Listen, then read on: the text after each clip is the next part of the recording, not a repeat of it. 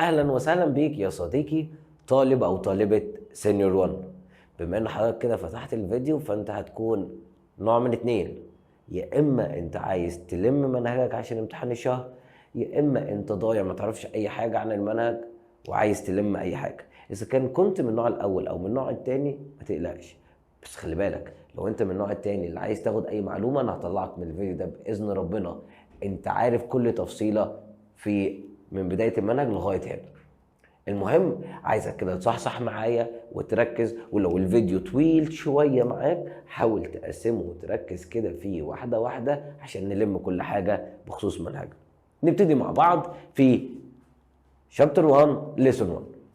مستر، في الاول كده عايزك تبقى عارف ان انا عندي حاجة مهمة جدا جدا جدا اوعى تنساها، حاجة بعنوان ايه يا شباب؟ الفود تشين. يعني ايه مستر فود تشين؟ قال لي يعني سلسلة غذائية.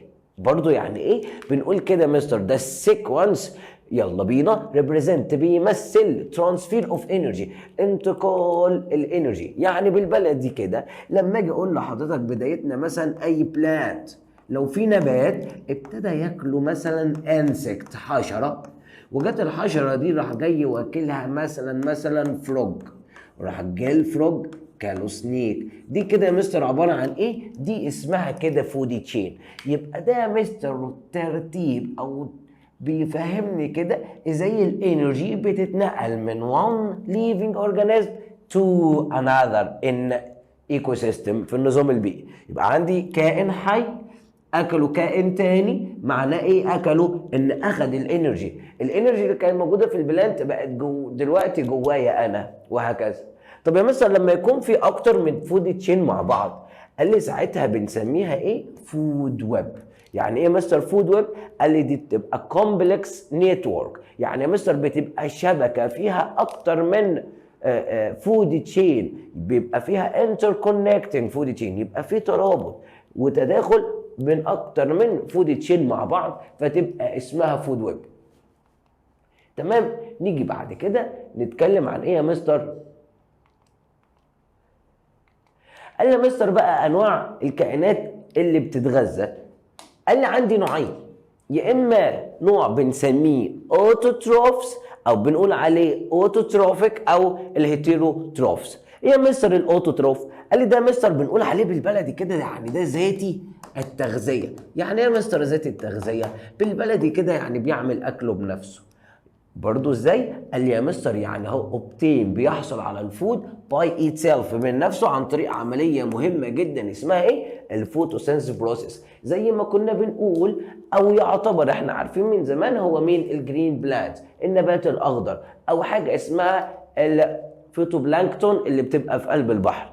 فدي يا مستر اي كائن يقدر يعمل اكله بنفسه. وهعرف كمان شويه ان هو بيبقى عنده حاجه مهمه جدا في جسمه اسمها الكلوروبلاستس. دي يا مستر اللي بتخليه يقدر يعمل الفوتوسينثيسيس، وهعرف التفصيله بتاعه الفوتوسينثيسيس كمان شويه. يبقى تاني يا مستر دلوقتي احنا بنتكلم على انواع الكائنات، يا اما اوتوتروفز او هيتيرو. قلنا الاوتو ده يا مستر اوتو يعني بيعمل حاجته بنفسه كده، يبقى ده يا مستر بيكون الاكل بتاعه عن طريق الفوتوسينثيسيس بروسيس. زي مين؟ الجرين بلانت اي حاجه بتعمل اكلها بنفسها شبه الفوتوبلانكتون. نيجي تاني حاجه الهيتيروتروفز. ايه يا مستر الهيتيروتروفز؟ قال لي لا ده غير ذاتي التغذيه. قال لي يعني ايه؟ قال لي يعني ده بيعتمد على كائن تاني، زي ما حضرتك كده مثلا معتمد ان ماما هتعمل لك الاكل. بس خد بالك حتى لو ماما هي اللي بتعمل الاكل دي ماما كده مش ذاتيه التغذيه عشان ما تلخبطش. لا ماما لما تيجي تعمل اكل بتعمل اكل من كائن تاني، بتعمل من نبات، بتعمل من حيوان. فالمهم كده انت اعتمدت في اكلك على كائن تاني، لكن النبات مش بياكل حاجه. يعني مش بياخد مثلا الطاقه بتاعته من كائن تاني، مش من نبات تاني او من حيوان تاني، لا ده بياخد الطاقه بتاعته من الصن والووتر فبيعمل الاكل بتاعه. لكن الهيتيرو لا يا مستر، ده انت حضرتك لازم تاكل كائن تاني اذا كان نبات او حيوان، فانت يتقال على حضرتك هيتيرو. يبقى خد بالك هنا مثلا اسئله جيف ريزون. ليه يا مستر بنات بتقول عليه اوتوتروفوك؟ هتقول لي بقى لانه يا مستر ماله اوبتين ايتس فود باي ات سيلف عن طريق عمليه اسمها ايه؟ الفوتوسينثيسيس بروسيس. لكن الهيتيرو لا يا مستر، ده ديبند اون اذر، بيعتمد على غيره للحصول على الانرجي. زي مين؟ قال الهيربيفورز او الكارنيفورز اللي هو اكلات العشب زي البقره، سوري مش انت، الكاو يعني. ايوه لو انت بتتفرج عليها وانت بتاكل تبقى نصيبه، ده انت ما تبقاش كاو بس. او الكارنيفورس اللي هو مصر دي اكلات اللحوم، زي مثلا الليون او اي ما يكن. فدي كده يا مستر بقينا عارفين الفرق ما بين انواع الكائنات. نيجي بعد كده نتكلم عن ايه يا مستر؟ قال لي هنا ان انا عندي حاجه مهمه جدا اللي هو البيراميد، الهرم. في يا مستر احنا السلسله الغذائيه فود تشين بنعملها كده ونمثلها عن طريق بيراميد. الهرم ده بيعرفني حاجتين مهمين، ايه هما؟ قال لي اول حاجه النمبر، العدد، سوري نرجع تاني، العدد،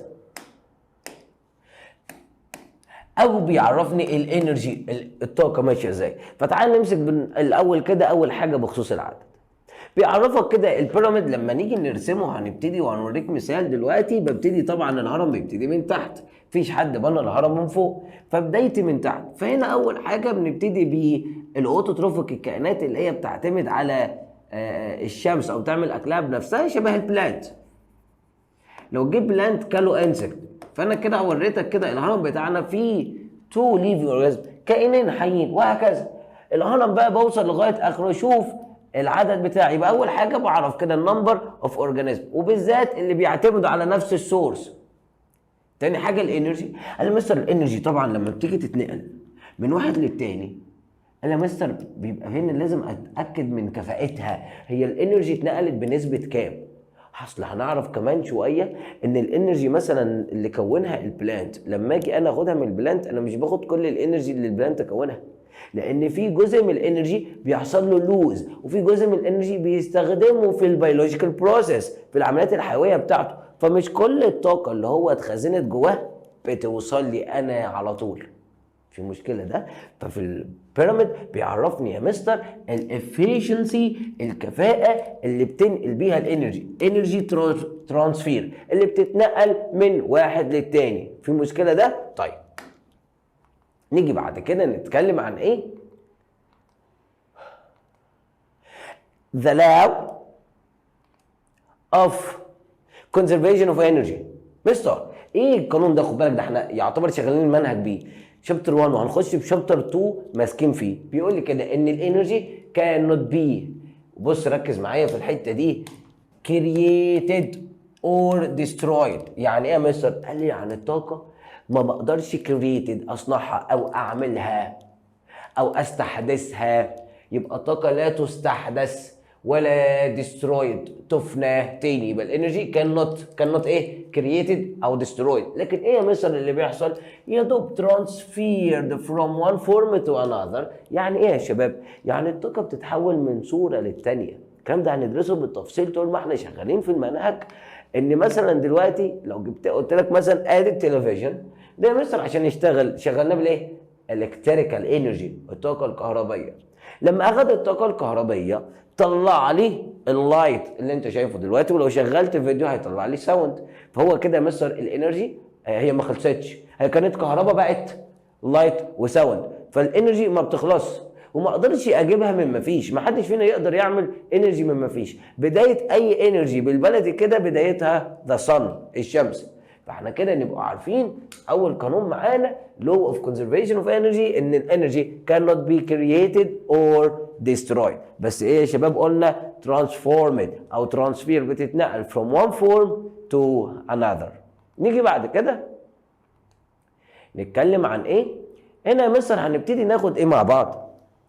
اهم عمليتين في المنهج ايه هما؟ وهي chemistry and energy transfer. اول عمليه اسمها ايه؟ الفوتوسينثيسيس. يبقى تاني اهو المقارنه بتاعتنا، احنا هنقارن ما بين ايه وايه يا شباب؟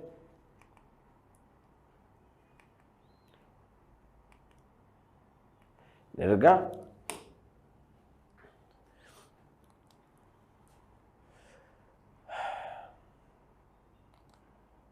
ما بين الفوتوسينث بروسيس وعمليه تانية عكسها اسمها سيلولار ريسبيريشن.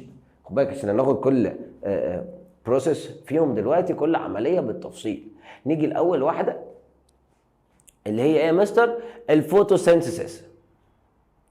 مستر الفوتوسينثيسيس دي يا مستر، بص ركز معايا، قال لي دي occur inside، بتحصل يا مستر جوه ايه؟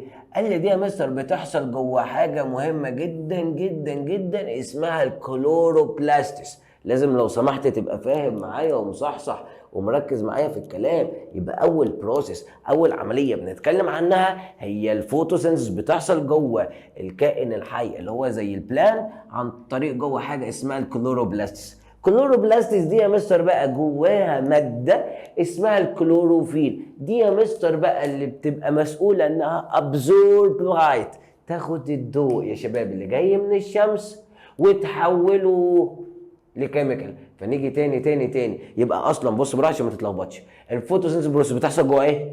جوه الكلوروبلاستس. طب ايه يا مستر اللي في النبات المسؤول ان هو ابزورب لايت؟ الكلوروفيل. تاني يبقى الكلوروبلاستس دي اللي بيحصل جواها الفوتوسينثيسيس، لكن الكلوروفيل ده يا مستر اللي ابزورب لايت. في مشكله ده؟ والكلوروفيل ده عباره عن صبغه لونها اخضر فبنقول عليها جرين بيجمنت. في مشكله ده؟ قال لي مستر بعد كده النبات بياخد ايه؟ قال لي بياخد الاثنين دول، الكربون دايوكسيد من الاير من الهواء، وبياخد الووتر فروم سويل من التربه، ويحولهم جواه لحاجتين اكسجين وجلوكوز. تاني يبقى النبات يا مستر اخد ايه وايه؟ اخد ايه وايه؟ تيك ايه؟ اخد حاجتين، ايه هما؟ الكربون دايوكسيد والووتر، وهيكون ايه جواه؟ الجلوكوز والاكسجين.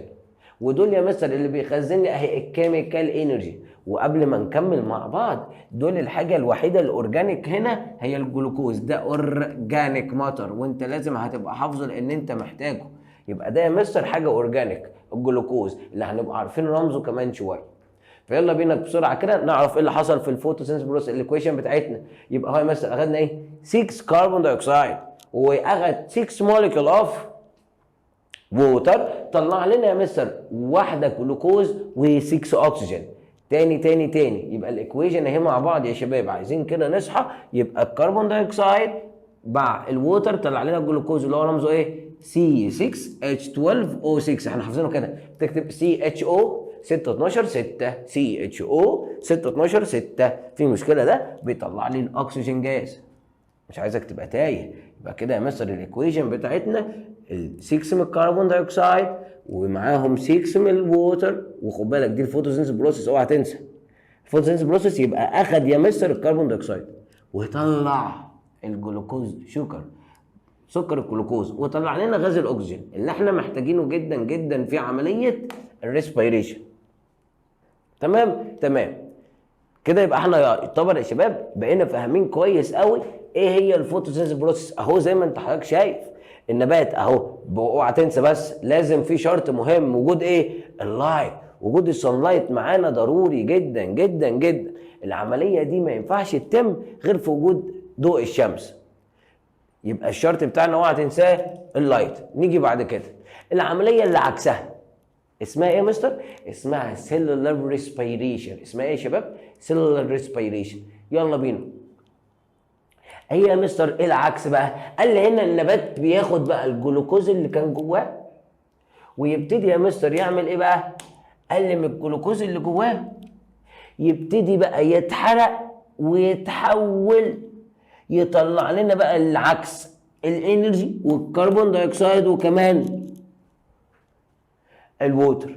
تاني خد بالك عشان ايه بس، ثواني نرجع تاني عشان كنت عايز اشيل لك معلش الباوربوينت في شغل خارق فتقيل معانا. يلا بينا.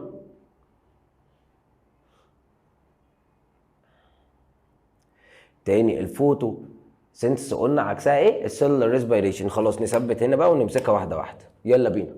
السيلولار ريسبيريشن يا مستر ايه اللي حصل؟ قال لي العكس. مش احنا في الفوتوسينثيسيس بروسيس النبات اخذ الووتر وكمان الكربون دايوكسيد وطلع الجلوكوز والاكسجين؟ قال لي هنا العكس. ودي يا شباب العمليه اللي يعتبر احنا بنعملها. حضرتك اكلت الاكل ده جوه جسمك في كيميكال انرجي وليكن برضو هو الجلوكوز كده جواك. حضرتك بتاخد ايه؟ تدخل له اكسجين. الاكسجين يا مستر لما يدخل مع الجلوكوز يبتدي كده يا مستر يتحرقوا مع بعض عشان يطلع لك الانرجي، الطاقه اللي انت عاوزها. وانت بتطلع الطاقه بتطلع ايه تاني؟ كربون دايوكسيد ووتر فيبور. تاني يا شباب، يبقى هنا يا مستر انا بقى الجلوكوز اللي جوايا ادخله اكسجين عشان اطلع الانرجي اللي انا عاوزها، وبناء عليه بطلع برضو كربون دايوكسيد ووتر. يبقى يا مستر السيلولار ريسبيريشن عكس تماما اللي حصل في الفوتوسينثيس بروسيس. يبقى هنا مستر الجلوكوز اهو ده يبتدي يحصل له ايه؟ تيرنينج، بيبتدي يتحرق باستخدام الاكسجين. يعني الجلوكوز مع الاكسجين يطلع لنا الانرجي اللي احنا عاوزينها، وبيطلع كربون دايوكسيد وكمان ووتر.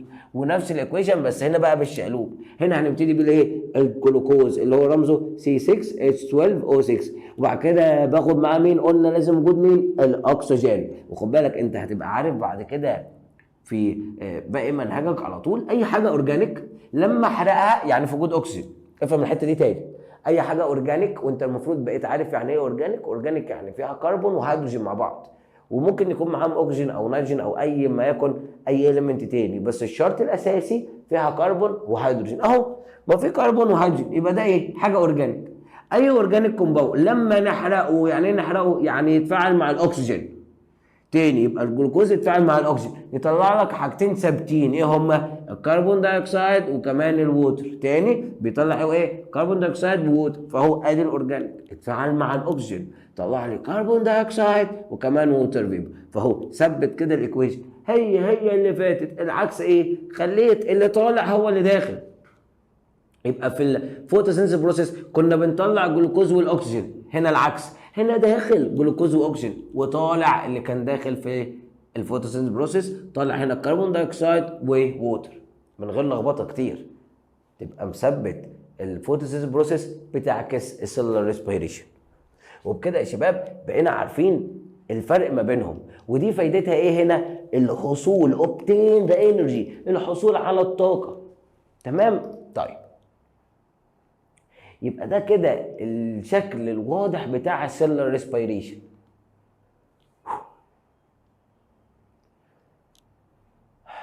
نيجي بعد كده، اوعى تنسى حاجه مهمه. قلنا الفوتوسينثيسيس بروسيس بتحصل فين؟ حاجه اسمها ايه؟ كلوروبلاستس. لكن السيلولار ريسبيريشن بتحصل جوه الميتوكوندريا، والميتوكوندريا دي موجوده في اي ليفنج اورجانيزم اذا كان نبات او حيوان. يعني خد بالك النبات بالمره عشان تبقى عارف زي ما بيعمل فوتوسينثيسيس بروسيس كمان النبات بيعمل السيلولار ريسبيريشن عشان يحصل على الانرجي لاي بروسيس ثانيه هو عاوزها. ماشي، نيجي بعد كده مستر ناخد ايه هنا بقى؟ ادي البيراميد بتاع الفود ويب. اتفقنا وقلنا اي بيراميد بدايته لازم تبقى منين؟ من تحت. فده هنا يا مستر اهو زي ما حضرتك شايف هيبقى جواه مين؟ البروديوسر. يعني ايه بروديوسر؟ يعني اللي احنا بنقول عليها الكائنات المنتجه. البروديوسر ده يا مستر اللي هو بيعمل اكله بنفسه زي بلانت. فنيجي هنا تاني يبقى ده يا مستر بروديوسر بدايته يا مستر ده اللي بياخد الطاقه الانرجي من الصن ويبتدي يحولها لكيميكال انرجي. انا هطلع كله عشان نعرف نشتغل عليهم. يلا بينا نمسك هنا اول حاجه اتفقنا عليها ادي البروديوسر. يا مستر اخد ايه يا مستر؟ قال لي اخد الطاقه من الشمس الصن واتخزنت جواه في صوره كيميكال. وقلنا الكيميكال هنا هو مين؟ الجلوكوز شوجر اهو. فاخد يا مستر الكربون دايوكسيد والووتر، واوعى تنسى لازم يكون في مين؟ اللايت بتاع الصن، فيتحول يبقى في صوره جلوكوز واكسجين. فدي كده اتخزنت في صوره ايه؟ كيميكال انرجي جواه. طيب وبعدين قال لي الطاقه هتروح للي بعده وثبت معايا اول كائن معايا في البيراميد من تحت البروديوسر. مين بقى بياكل البروديوسر؟ برايمري كونسيومرز. تاني يبقى اللي بياكل البروديوسر اسمه ايه؟ برايمري كونسيومر. البرايمري كونسيومر ده يا مستر الانرجي بتتنقل له بقى، الكيميكال انرجي اللي كانت في البلانت بتدخل له، بس يا مستر بس في جزء منها بيبتدي يتحول يبقى ثيرمال انرجي وكايناتيك انرجي. ما هو يا مستر الكائن الحي ده الحشره بتاكل النبات ليه؟ ما عشان يبقى عندها طاقه تقدر هي تتنفس، تقدر تدفي جسمها، تقدر تتحرك. فيبقى الكيميكال انرجي في البلانت ابتدت تتحول جوه البرايمري تبقى ثيرمال وكايناتيك. ومش بس كده، الطاقه دي تيجي بعد كده لما تطلع للاعلى الليفل الاعلى من البرايمري للسكندري كونسيومر. اللي بيحصل يا مستر اهو بيزيد الانرجي لوز. فكميه الطاقه المفقوده تزيد. في شويه عمليات برضو الكائن الحي ده عاوزاه زي ريسبيريشن التنفس، اكسكريشن الاخراج.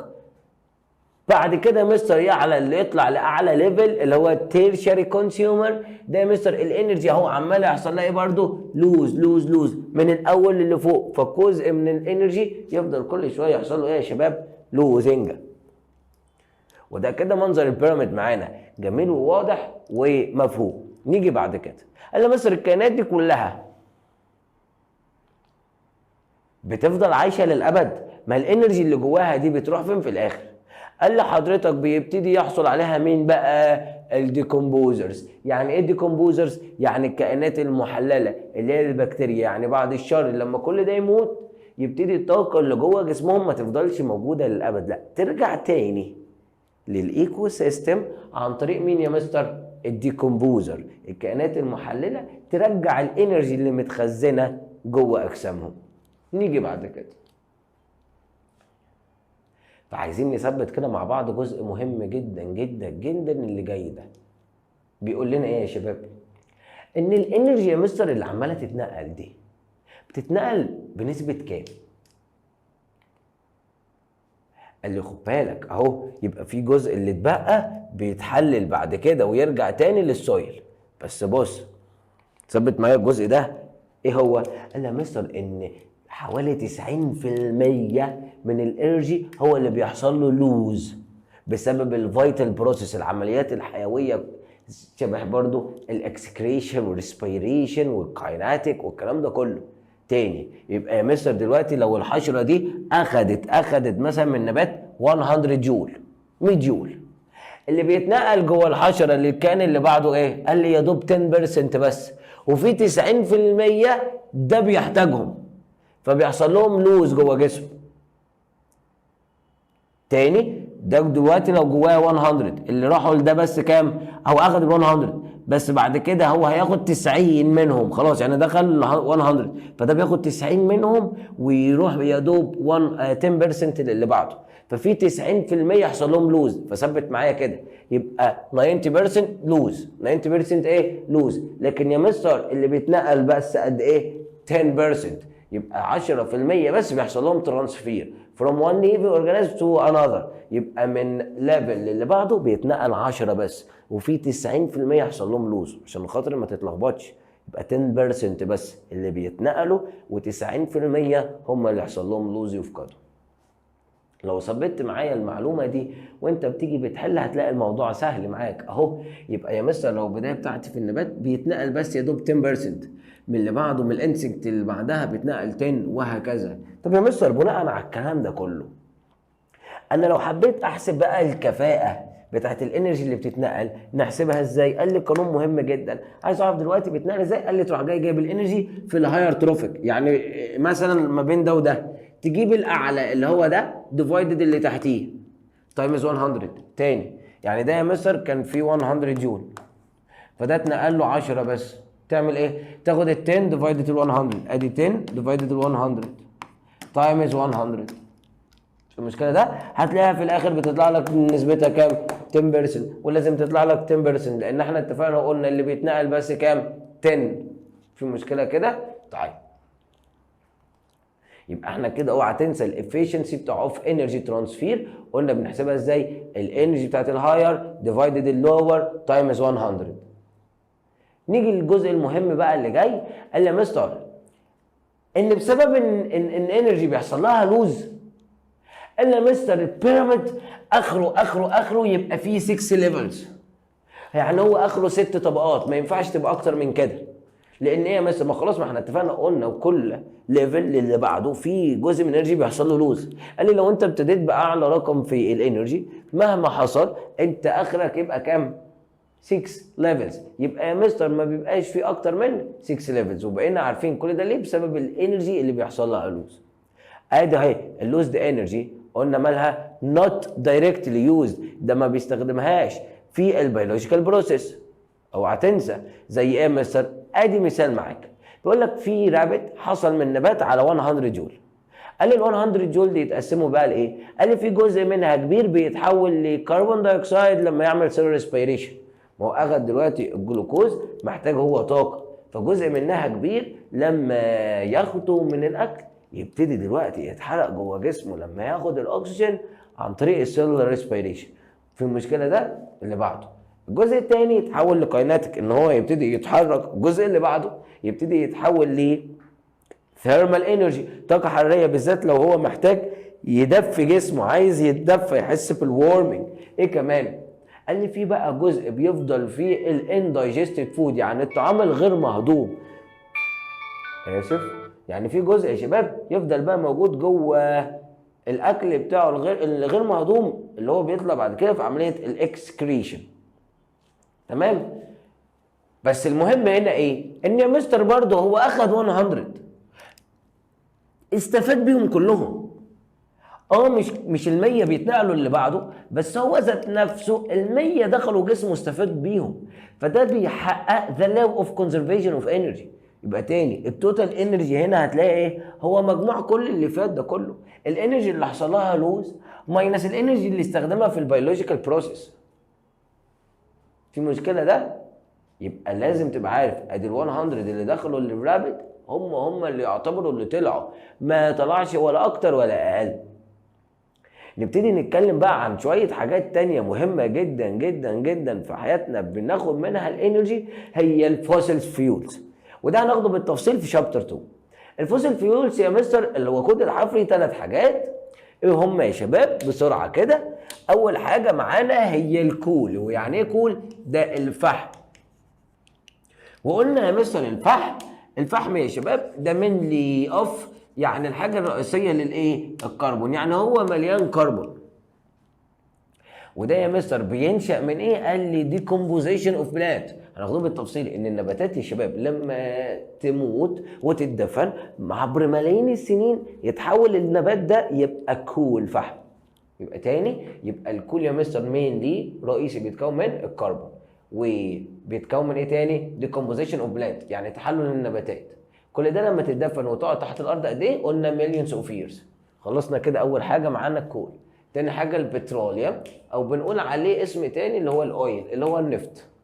ده عباره عن ايه؟ وركز معايا واحفظ الكلام ده كله عشان هيتعاد تاني في منهجك، يا ريت تحفظها من اول مره وخلاص. يبقى البتروليوم مثلا بيتكون من ايه بقى؟ حاجه اسمها الهيدروكربون كومباوند.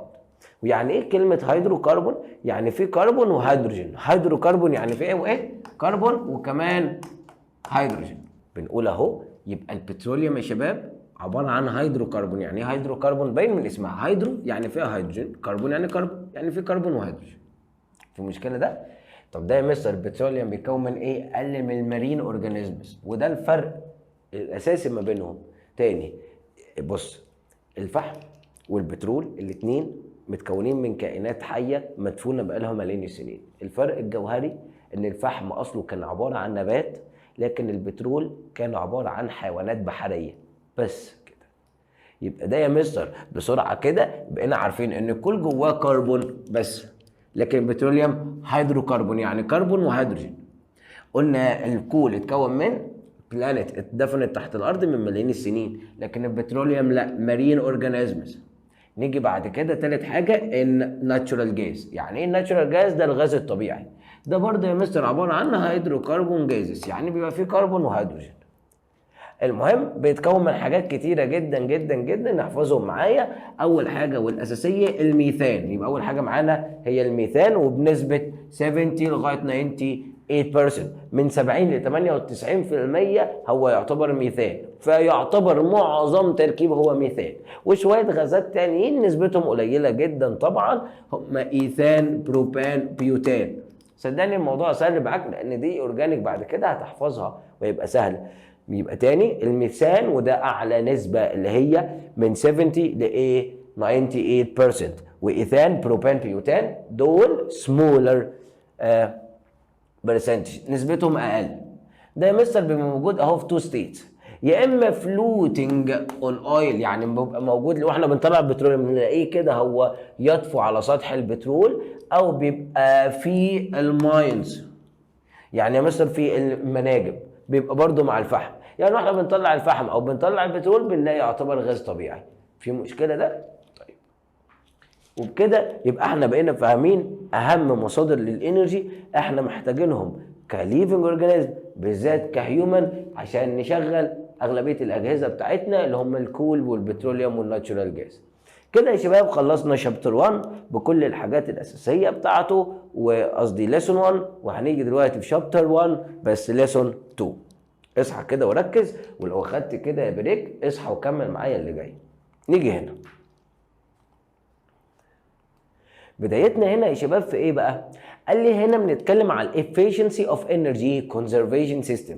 نفس النظام يا مستر ما كنا بنتكلم من شويه، احنا ككائنات حيه وانت بتاكل في جزء من الانرجي بيحصل له لوز، صح؟ احنا كبشر. قال لي نفس النظام في المكن، في الالات، في الديفايسز، في الاجهزه، في ليها كفاءه. قال لي يا مستر هنا ايه هي بقى الافيشنسي دي؟ الابيليتي بتاعت السيستم ان هو يا مستر بيحول الفورم لوونتد فورم، لطاقه انا عاوزها، انا محتاجها. يعني بمعنى اصح لو جيت قلت لك مثال بسيط، حضرتك جايب الكتريك لامب، لمبه، انت جايب اللمبه ليه؟ عشان تنور لك. طب لو لقيت اللمبه دي بتطلع كميه حراره وبتسخن قوي قوي قوي، هل كده اللمبه دي كفاءتها كويسه؟ لا. ليه؟ لان انا عايز اللمبه عشان تنور. لما تطلع لي طاقة تانية أنا مش عايزها unwanted، يبقى ده الكفاءة بتاعته قليلة. وكل ما يطلع الانرجي اللي أنا عاوزها الwanted، يبقى الافيشنسي بتاعته الكفاءة بتزيد. فهمت كده؟ تاني، يبقى الجهاز اللي بيديني الانرجي الwanted اللي أنا عاوزها، كل ما نسبة الwanted انرجي تعلى يبقى الجهاز ده ماله الافيشنسي بتاعته أعلى. وعلى فكره هناخد كمان شويه كده او تبقى انت عارف ده كده الفرق ما بين اللمبتين، اللمبه القديمه اللي هي الصفرة دي اللي كانت بتسخن قوي، واللمبات الليد اللي احنا بنستخدمها دلوقتي. من طبعا اعلى كفاءه الليد. ليه؟ عشان اغلبيه الانرجي اللي طالعه بتبقى لايت بس، مش بتطلع ثيرمال غير ضعيف جدا جدا جدا مقارنه باللمبه القديمه. يبقى هنا يا مستر، يبقى امتى مور افيشنسي، امتى يبقى مور افكتنت، امتى يبقى اعلى كفاءه؟ لما يا مستر يقل مينيمايز انوانتد انرجي، الطاقه اللي غير مرغوب فيها تقل. كل ما الطاقه اللي انا مش عاوزها قلت يبقى هو اعلى كفاءه. بالبلدي كده على الجراف تبقى الكفاءه بتاعته كده لما يبقى في اللون الاخضر اللي فوق، لما يبقى في اللون الاحمر اللي تحت ده كده يبقى كفاءته قليله خالص خالص خالص. ليه؟ عشان بيديني انرجي تانية غير اللي انا محتاجها. لكن لما تبقى الكفاءه بتاعته هنا فوق، يعني اي جهاز بعد كده ان شاء الله كده لما تكبر كده وتبقى عريس ولا انت تبقى عروسه بتجيبوا اي جهاز للبيت، او بابا او ماما هيجيبوا اي حاجه جديده في البيت، انت تبقى انت راجل كده ذكي، اول ما تلاقي جهاز عليه الجزء ده بص عليه، اول ما تلاقي ان هو في الجزء اللي فوق يبقى الجهاز ده الكفاءه بتاعته كويسه، مش بيطلع هيت، مش بيطلع كميه انرجي انت مش عاوزها، فده كده يبقى الافيشنسي الكفاءه بتاعته عاليه. نيجي بعد كده لايه يا شباب؟ الثيرموداينامكس. ايه يا مستر الثيرموداينامكس ده؟ ده قال لي يا مستر ده عباره عن ساينس، علم بيدرس الانرجي اند ترانسفورميشن. بص اصل هو متقسم لكلمتين، ثيرمو يعني ثيرمال هيت، ودايناميك يعني في حركه، في تحويل. قال لي هنا يا مستر باخد دلوقتي تحركات او تحولات الطاقه في الثيرمودايناميك. يبقى الثيرمودايناميك ده علم بندرس فيه تحولات الطاقه. نرجع تاني، يبقى هنا يا شباب بقينا عارفين يعني ايه ثيرمودايناميك، فنيجي بقى للبيزك كونسبت بتاع الثيرمودايناميك، الشكل اللي قدامي ده. واكيد انت مش اول مره تشوفه. بيتكون من ايه يا مستر؟ 3 حاجات: سيستم باوندري وسراوندنج. بيتكون من ايه تاني؟ سيستم باوندري وسراوندنج. زي ما هوري حضرتك دلوقتي حالا، ادي المنظر بتاعنا ده كده عباره عن ايه؟ سيستم. الووتر الميه اللي جواه دي السيستم. الازازه ذات نفسها دي كده من هنا ده السيستم باوندري. الهواء اللي في الاوضه ده ايه؟ السراوندنج. تاني، يبقى الميه اللي جوه سيستم، الازازه ذات نفسها كده من بره سيستم باوندري، بره خالص الهواء اللي في الاوضه ده مين يا شباب؟ ده السراوندنج. وبقى احنا كده بقينا فاهمين الثلاثه. تعال اهو نثبتهم مع بعض. قلنا ايه السيستم؟ ده البارت اوف يونيفرس، ده جزء من الكون بيحصل فيه كيميكال او فيزيكال او بيولوجيكال تشينج اهو. يبقى ده يا مستر التفاعل بالبلدي بتاعي. طب ايه هو السيستم باوندري؟ لا ده يا مستر الجدار بنقول عليه البارير اللي بيفصل السيستم عن السراوندنج. يبقى ده الجدار اللي بيفصل ما بين السيستم والسراوندنج، التفاعل ذات نفسه والبيئه اللي حواليه. وممكن يكون كان بي ريل او ايماجينري، يعني حقيقه او تخيلي. اخر حاجه معايا هي سراوندنج، يعني النظام من بره. ده everything surrounds the system، اي حاجه حوالين السيستم. يعني هنا في الاوضه الجو، الغلاف اللي احنا فيه، الهواء اللي في الاوضه، ده كده يا مستر اللي بيأثر او بيبقى قصدي حوالين السيستم. وممكن يحصل له تبادل للانرجي مع السيستم، وده هناخده بعد كده بسبب اما الهيت او الورك. تمام. نيجي هنا قال لي السيستم ذات نفسه ليه 3 انواع، يا اما open system closed system isolated system. تاني يا مستر الحته دي عشان very important. تاني يبقى السيستم كام نوع؟ 3، يا اما open system closed system isolated system. الاوبن سيستم ده يا مستر وثبت معايا، ده بيحصل فيه اكستشينج، تبادل للماتر والانرجي. يعني ايه يا مستر؟ قال يعني بيحصل فيه تبادل للطاقه وكمان الماده. مثال بسيط، يعني لو جيت رسمناهم كده، اجي اقول لحضرتك ادي كوبايه اهي، وادي دي كوبايه مثلا كوبايه شاي، فانت خلصتها فبتسخن، ففي بخار طالع، فايه اللي حصل؟ ده كده اوبن. طب ليه يا مستر؟ عشان حصل تشينج، تغير لايه وايه؟ حاجتين، ايه هما؟ الماتر والانرجي. يعني ايه يا مستر الماتر؟ قال لي الماده، مش فيه شويه ميه او من الشاي ده اتبخر قدر يطلع، فده كده نقل الماتر. والانرجي تتنقل، يعني هيبرد كمان شويه، يبقى ده كده يا مستر عباره عن ايه؟ اوبن سيستم. طب يا مستر لو انت جبت الكوبايه دي زي ما هي فيها شاي بس حاطط لها غطا او شبه الازازه كده، الازازه دي كده يا مستر، هل لو انا مسكت الازازه دي مثلا وقربتها من حاجه سخنه، مش الميه اللي جوه هتسخن؟ يعني الانرجي اتنقلت، لكن الميه اللي جوه طلعت بره؟ لا. هل لو كبيت عليها ميه الميه هتدخل؟ لا. يبقى يا مستر الكلوزد بينقل حاجه بس، هي ايه؟ الانرجي. تاني يبقى الكلوزد سيستم بيقدر يعمل تشينج، يتغير الانرجي بس، لكن الماتر نوت تشينج، ما بتتغيرش. يبقى تاني بيغير ايه يا شباب؟ الانرجي بس. طب الايزوليتد؟ لا يا مستر، الايزوليتد ده بيبقى نظام معزول، بص مقفول عليه كويس قوي قوي قوي، ده الايزوليتد. ده يا مستر ما بينقلش، يبقى نوت تشينج، ما بيغيرش ولا الانرجي ولا حتى المطر ولا الماده ولا الانرجي، الطاقه. زي بالبلدي كده الثيرموس، اللي هو ترمس الشاي، او بنقول عليه مثلا مج الحراري. المج الحراري ده يا شباب ولا بينقل، يعني انت حطيت في حاجه سخنه، الشاي او النسكافيه او اي ما ياكل، دي ما بتتنقلش بره، والحراره كمان ما بتتنقلش كمفروض، يعني لو هو كفاءته عاليه. فده كده يا مستر بنقول عليه ايزوليتد. فيبقى كده شباب ثبتنا الجزء ده، نرجع تاني. يبقى احنا هنا يا مستر بقينا عارفين الثلاث انواع، يا اما اوبن سيستم، كلوز سيستم، ايزوليتد. واتفقنا قلنا الاوبن بيعمل تبادل للماتر والانرجي، لكن الكلوزد بيعمل تبادل للايه؟ انرجي بس، نوت ماتر. طب والايزوليتد؟ ولا ده ولا ده. طب يلا بينا امثله. الاوبن تبقى ايه؟ بويلنج ووتر في اوبن بوت، يعني جبنا اناء مفتوح عادي، حله مفتوحه ملهاش غطا وبنغلي الميه اللي فيها. تاني حاجه لما هو كلوزد بوت، يعني لو حطيت له غطا، شباب بالبلدي كده، لو انت جبت حله وحطيت مثلا ميه مغليه وحطيت فيها بيضه، تمام، عشان تسلقها، الحله ذات نفسها وانت يعني مش حاطط لها غطا، دي اوبن سيستم. لكن البيضه كلوزد سيستم، عشان الانرجي بتتنقل بس. طب يا مستر لو قفلناه بقى خالص زي الثيرموس، قلت لك اهو اللي هو المج الحراري، ده كده يا مستر ايزوليتد، ما بينقلش ولا الانرجي ولا كمان المطر. في مشكله ده؟ يبقى لو سمحت تثبت معايا كده الثلاث حاجات دول وتعرف الثلاث انواع بتوع السيستم. قال لي هنا مستر هنبتدي نتكلم عن السيستم بروبرتيز. السيستم بروبرتيز دي يا مستر دي مهمه جدا جدا، عشان ده لازم يجي لك في الامتحان. عندي نوعين، ايه هما؟ اكستنسيف وانتنسيف. اكستنسيف انتنسيف، اكستنسيف انتنسيف. الاكستنسيف دي يا مستر بنقول عليها properties depend on quantity، بتعتمد على الكوانتيتي، بتعتمد على كميه الماده، quantity of matter. تاني يبقى انا عندي نوعين من الخواص، خواص بتعتمد على كوانتيتي كميه الماده، وفي خواص ما بتعتمدش على كميه الماده.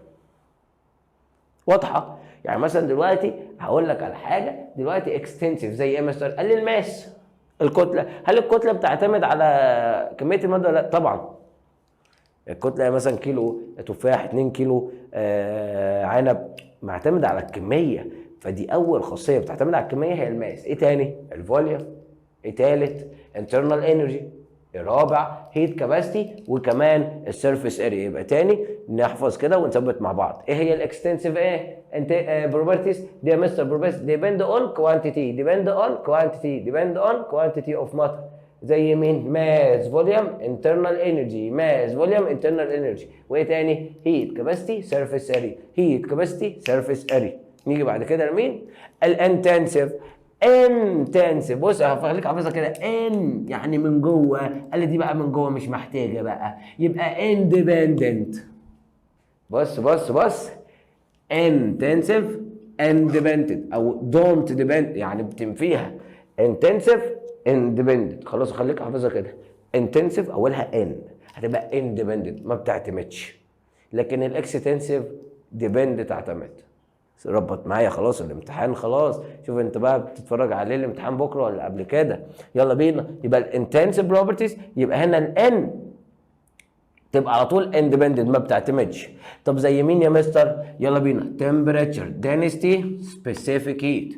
يعني خد بالك، يعني مثلا درجه الحراره ما بتعتمدش يا مستر، هي كميه يعني الميه مثلا بتسخن، او درجه حرارتها مثلا بتغلى عند 100، اذا كانت كوبايه او اذا كانت حله مش تفرق. دي يبقى دي ما بتعتمدش على كميه الماده. تاني يبقى الثلاث حاجات ما بتعتمدش على الماده او على كميتها. ايه هما؟ temperature density وسبيسيفيك هيت. تاني temperature density وسبيسيفيك هيت. كمان temperature density specific heat. يبقى الثلاثه دول intensive، يبقى اي حاجه تانية غيرهم extensive يا راجل. سهل بقى مع نفسك بقى. يبقى هو سهلنا الدنيا. يبقى مستر لو حفظت الانتنسيف يبقى كمان حفظت الاكستنسيف. يبقى الانتنسيف يا مستر قلنا اندبندنت ما بتعتمدش على الكوانتيتي اوف ماتر. يلا بينا. زي مين؟ temperature density وسبيسيفيك هيت. تاني temperature density وسبيسيفيك هيت. كمان temperature density وسبيسيفيك هيت. نيجي بعد كده نتكلم عن ايه؟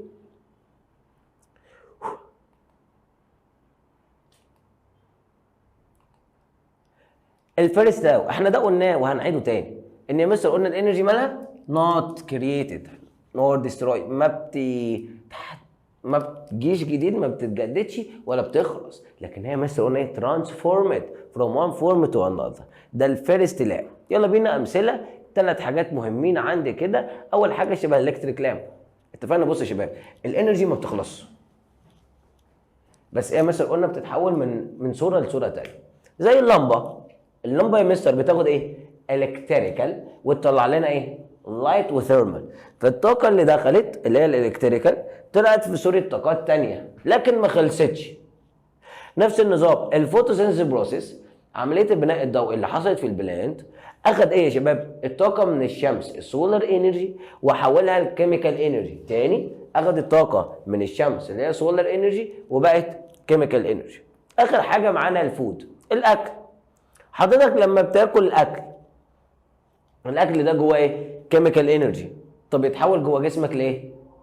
ثيرمال انرجي، يديك حراره. يعني خد بالك تلاقي الشتاء الاكل بتاعنا يزيد عن الصيف، لنفسك طول ما انت قاعد في البيت وسعان عايز تاكل ليه؟ عشان تدفي جسمك، تتدفى، تحرق.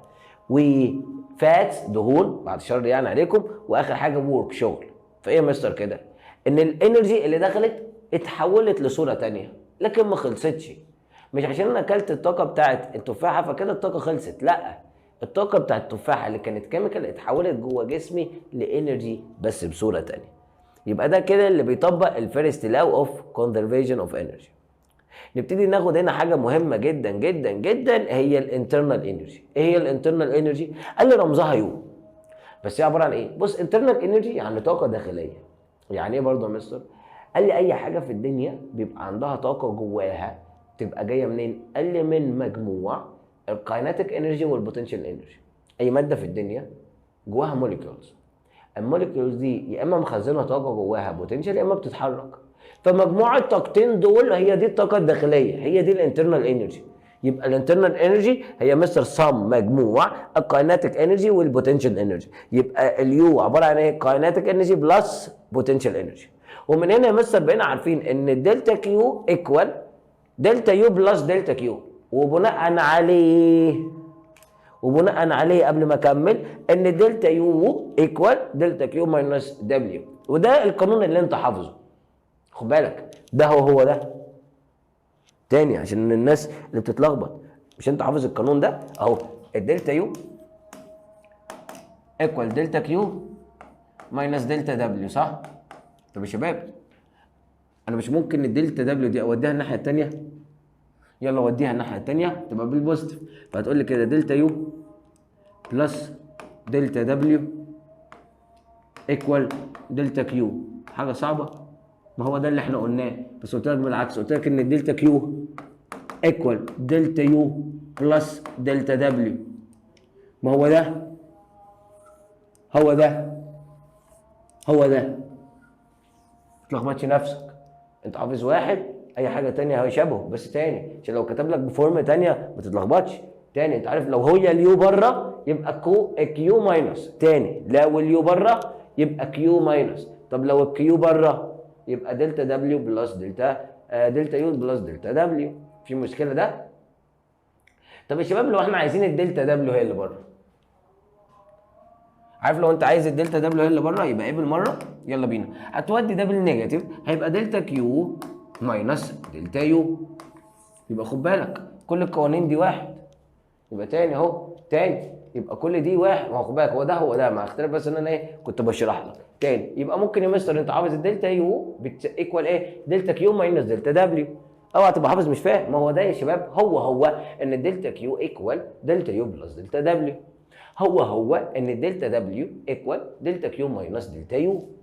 تمام عشان اهو نبقى بنشرح وانت مش تايه. يبقى هنا يا شباب بقينا عارفين ان دلتا كيو ايكوال دلتا يو بلس دلتا دبليو، وبناء عليه ان الدلتا يو ايكوال دلتا كيو ماينس دلتا دبليو.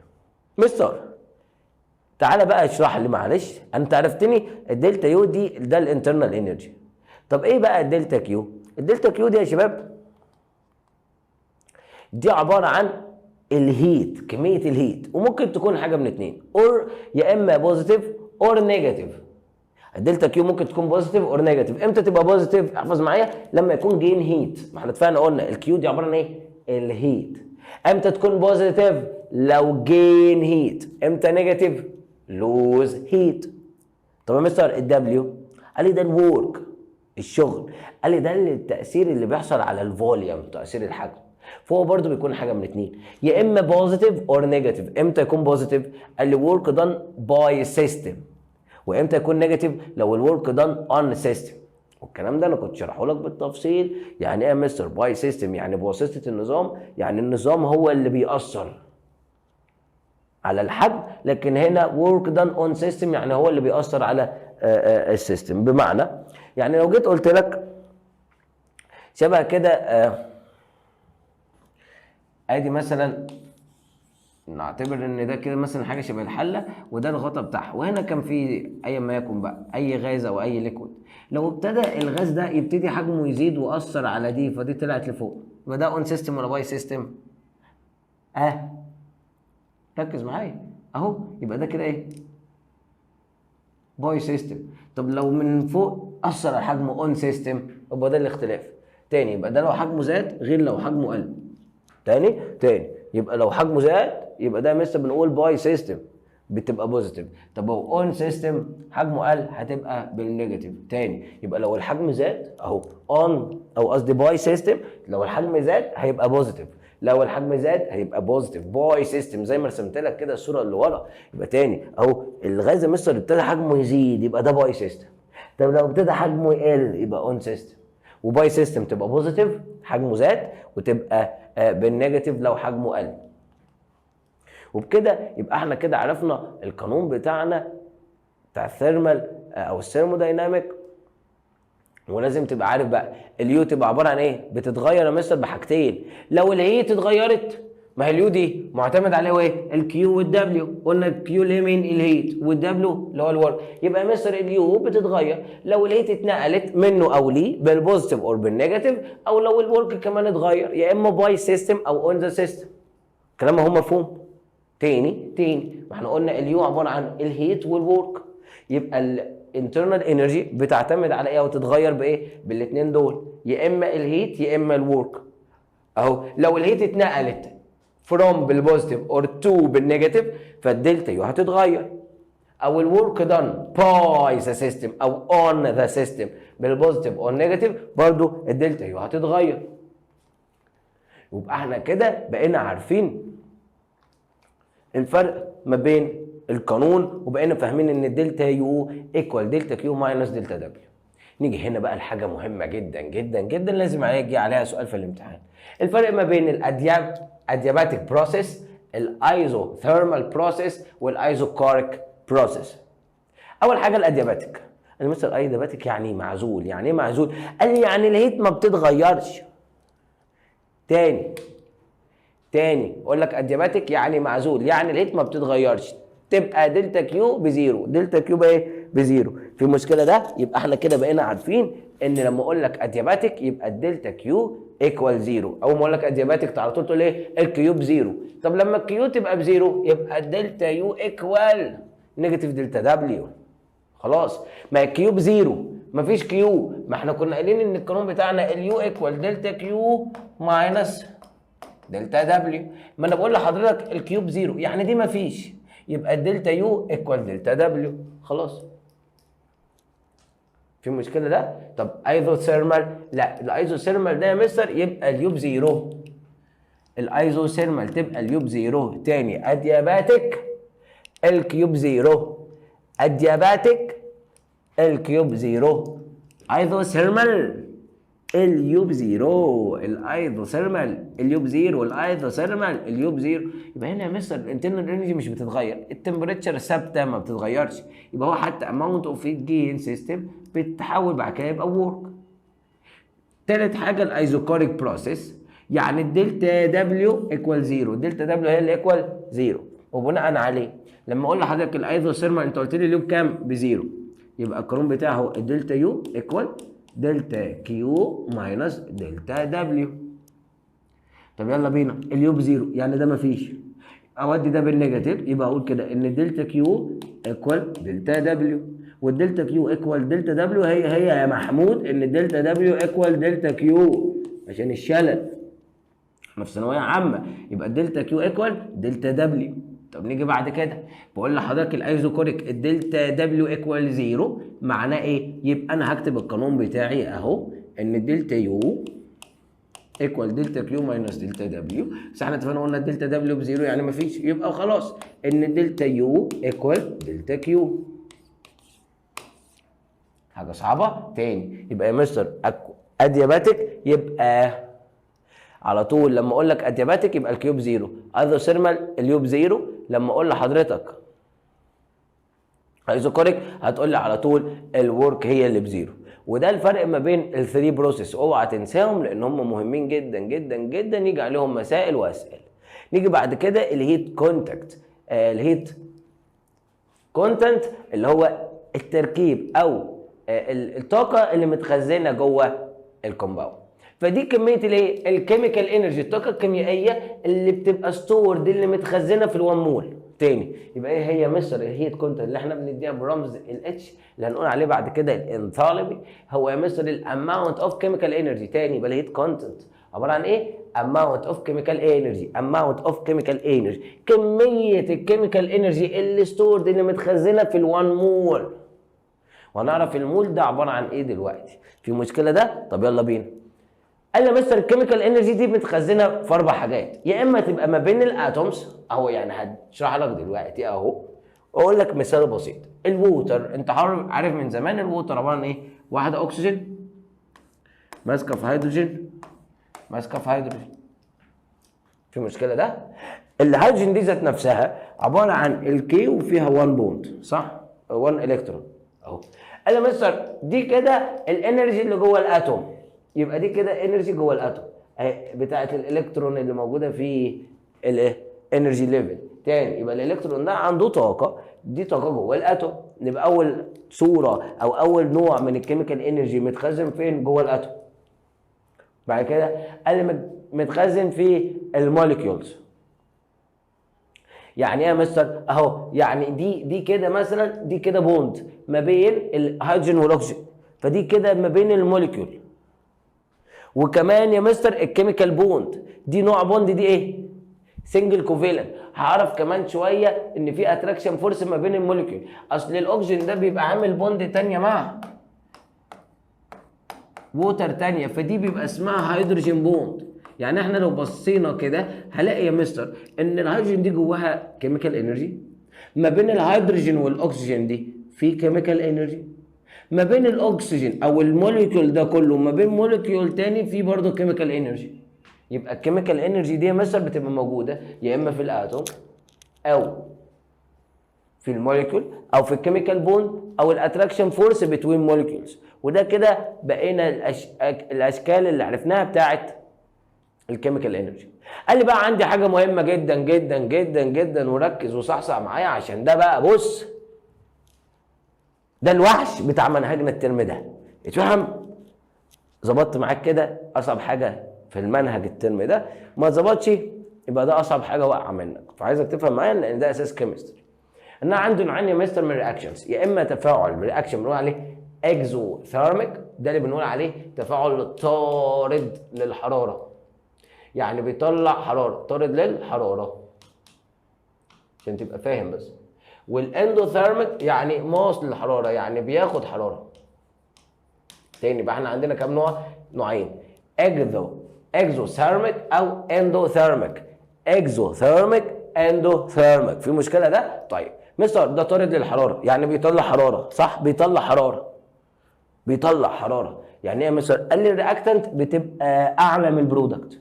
تاني الرياكتنت اعلى من البرودكت، الرياكتنت اعلى من البرودكت. فين؟ في الاكزوثيرميك.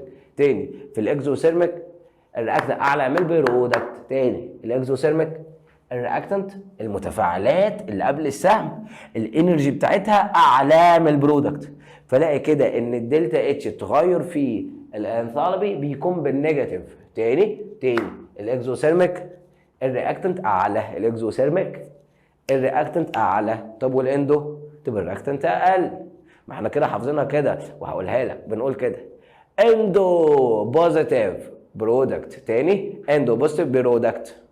احنا مميزينها كده، والطلبه بتاعتي اللي مركزين معايا ومتابعين معايا من اول الترم عارفين وحافظينها كده اهو. يلا بينا. الاندوثيرميك قلت حافظها كده كاني بقول لك جمله حلوه، اندو برودكت بوزيتيف، يعني انتوا نواتج البرودكت كويسه بوزيتيف، يبقى حافظها كده اندو برودكت بوزيتيف، اندو برودكت بوزيتيف. يبقى الاندوثيرميك البرودكت اعلى والدلتا اتش بتكون بوزيتيف تشارج.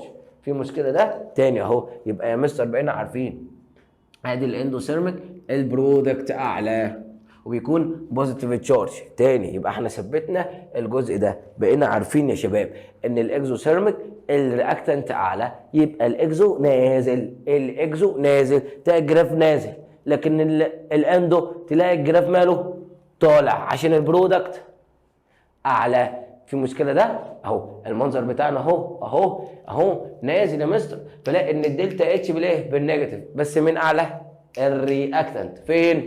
في الاكزو. لكن هنا من اعلى البرودكت اعلى في الاندو، والدلتا اتش بوزيتيف، الدلتا اتش بوزيتيف. يبقى احنا قلنا اهو الاندو برودكت بوزيتيف، يبقى الاندوثيرميك البرودكت بتاعته او الدلتا اتش بتاعت البرودكت تبقى مور ذان اعلى، وكمان يا مستر الدلتا اتش بتكون بوزيتيف.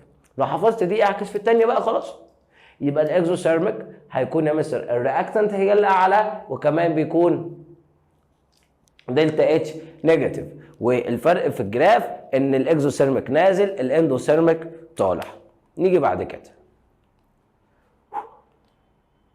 البوند انرجي. دي الانرجي يا مستر required to break or form bond. انا مثلا بوند انرجي دي الطاقه اللي موجوده في البوند اللي محتاج يا مستر يا اما اكسرها او اكون بوند جديد. يبقى البوند عشان تتكسر محتاجه بوند انرجي، وعشان تتكون محتاجه بوند انرجي. يبقى انا عندي نوعين تاني، الفورميشن والبريكنج. تاني فورميشن التكوين والتكسير.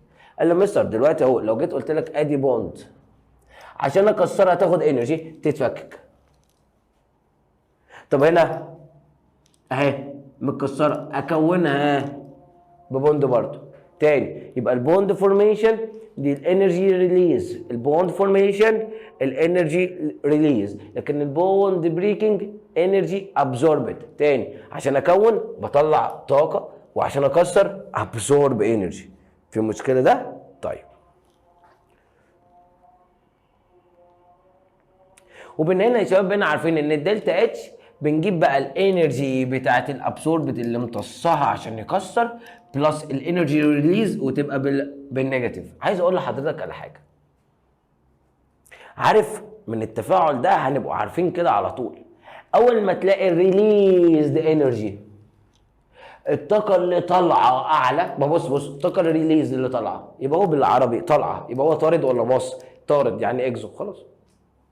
تاني يبقى لو الريليزد اعلى يبقى هو اكزو، لو الريليزد اعلى يبقى هو اكزو، لو الريليزد اعلى يبقى هو اكزو، يبقى لو الريليزد اقل او الابزوربت اعلى هيبقى اندو، الابزوربت اعلى اندو، الابزوربت اعلى اندو، لكن الريليزد اعلى هيبقى اكزو ثيرميك. تاني كده خلاص ثبتنا كل حاجه.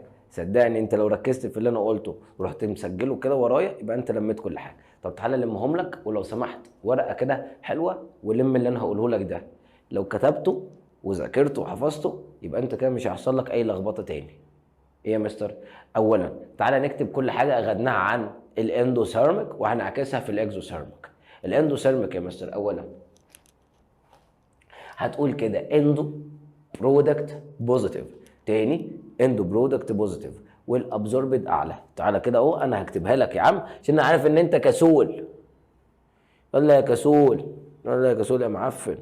نرجع تاني اهو، يلا بينا يا مستر. اهو هنكتب مع بعض الاندوثيرميك وبناء عليه هنعكس فيه الاكزو. يلا بينا. الاندوثيرميك يا مستر اتفقنا قلنا ايه؟ الاندو اول حاجه البرودكت اعلى، يبقى البرودكت الانصلبي بتاعت البرودكت تبقى مور ذان الرياكتنت.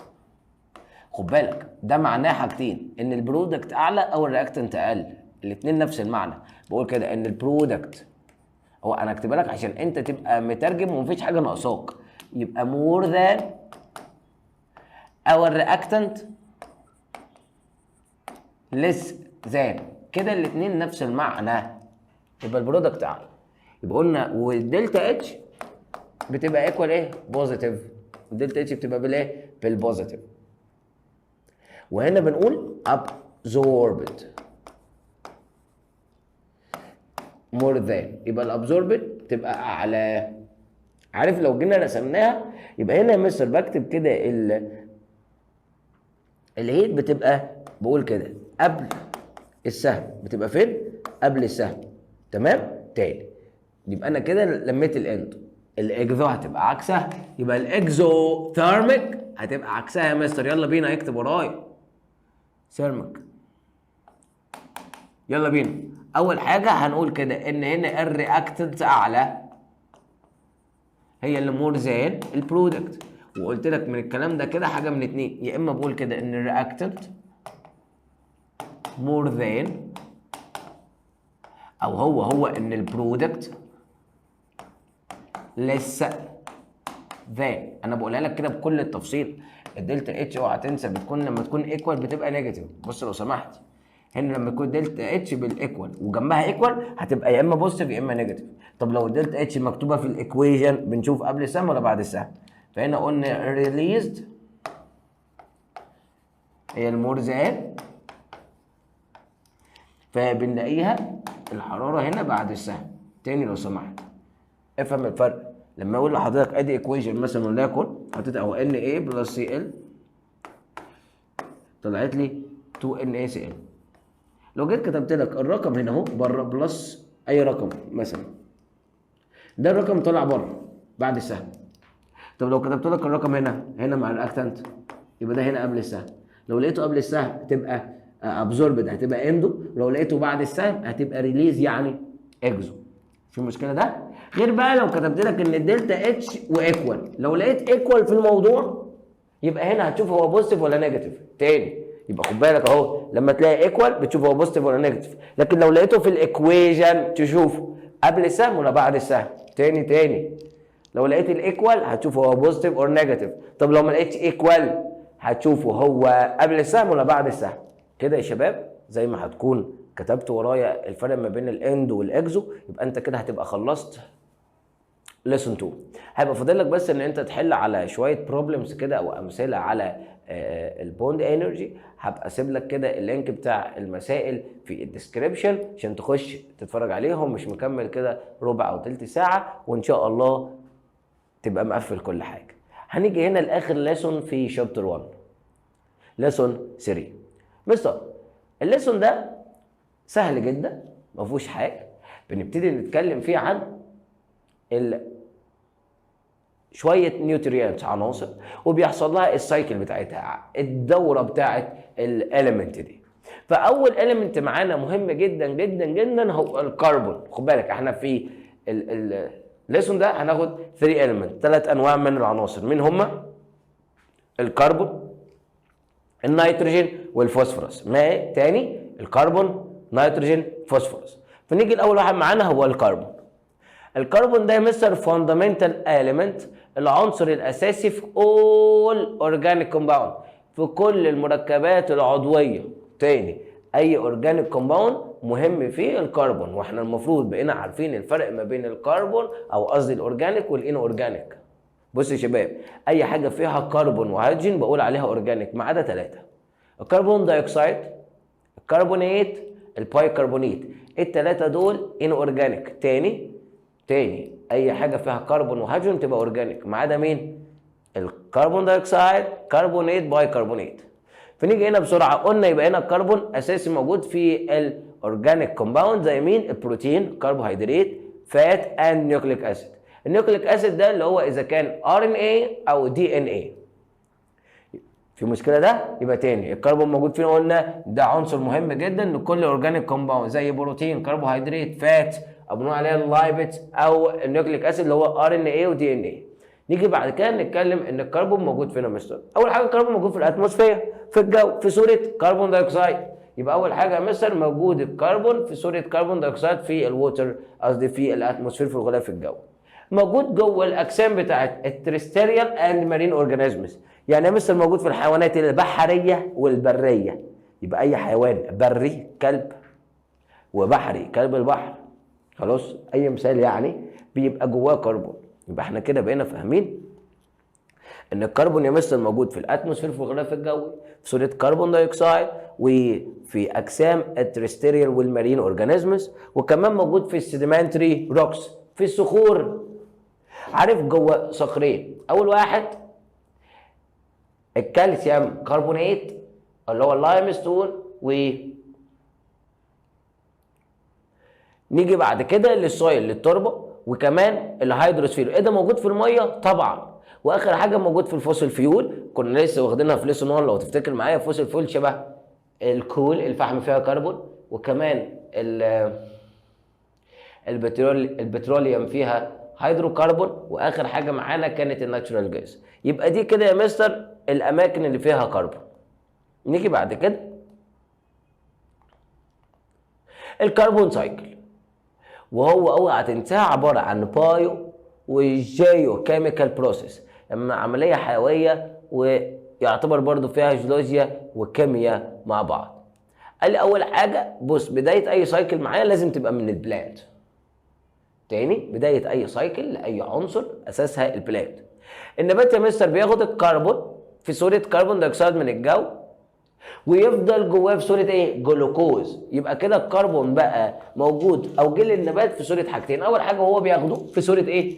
كربون دايوكسيد، ويتخزن جوه جسمه بقى في صوره جلوكوز. يبقى الكربون كده يا مستر موجود جوه البلانت. وبعدين قال يا مستر يطلعه تاني وهو بيعمل ريسبيريشن. يبقى تاني النبات بياخد الكربون دايوكسيد وهو بيعمل فوتوسينثيسيس بروسيس، ويرجعه تاني وهو بيعمل ريسبيريشن. يبقى لسه كده الكربون دايوكسيد من النبات داخل له وطالع له، فالكربون موجود في الجو بسبب النبات. تاني حاجه الهيربيفورس لما يجي اكل العشب، تيجي بقره دلوقتي اخذت النبات اكلته، فاخذت كده الكربون اللي موجود في النبات بقى جواها، وهي تطلعه بقى وهي بتتنفس ريليز وعن طريق الريسبيريشن. مش بس كده، وهي بتطلع الويستس الفضلات بتاعها، ولما بعد الشر تموت وتتحلل ديكومبوزيشن. مش قصدي عليك يا بقره، قصدي على بقره تانية. نرجع تاني، يبقى هنا يا مصر النبات ابزورب بياخد الكربون دايوكسيد في صوره الفوتوسينثيسيس بروسيس وبيطلعه تاني في صوره الريسبيريشن. نيجي بعد كده الهيربيفورس اللي هو اكلات العشب، بتاخد الكربون من البلانت وتطلعه تاني، وهي بتعمل 3 عمليات، يا اما بتتنفس، يا اما في الويستس، يا اما في الديكومبوزيشن وهي بتتحلل. تالت حاجه ان الكربون دايوكسيد في جزء منها بقى اللي كان في الجو ده داب جوه الميه، وده خدناه الترم اللي فات لو تفتكر، بيبقى مهم جدا ليه الشلز الصدف بتاع الكائنات البحريه في الكالسيوم كربونات اللي هي CaCO3. فتاني يبقى الكربون دايوكسيد بيدوب كمان في الميه ويدخل في تركيب الصدف اللي هو الكالسيوم كربونات، ومع الوقت بيبتدي يدوب ويلزق او يبقى موجود على اللايم ستون الحجر الجيري اللي في البحر. يبقى تاني اخلص ونأكد كل ده، يبقى يجي هنا بعد كده الكربون ده يحصل له ايه يا مستر؟ يدخل جوه بقى الفوسيل فيول اللي احنا كنا لسه بنقول عليه الوقود الحفري، اذا كان كول او بتروليوم. بيبتدي لما نولع فيه يبتدي طبعا اي حاجه من الوقود دي لما نحرقها بتطلع غاز الكربون دايوكسيد، فالكربون دايوكسيد يطلع تاني للجو. فكده اللي حصل دي دوره الكربون، ان هو الكربون يا شباب بيتاخد ويرجع تاني. بالبلدي كده يعني ايه اي اليمنت يبقى ليه سايكل؟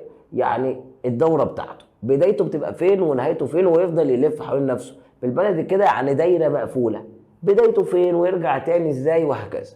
يبقى بسرعه كده بدايتي كده خالص ان الكربون موجود في صوره كربون دايوكسيد موجود في الجو، النبات بياخده في عمليه الفوتوسينثيسيس بروسيس فبيفضل جوه النبات في صوره جلوكوز، وكمان في جزء النبات بيطلعه تاني في صوره كربون دايوكسيد لما يعمل ريسبيريشن.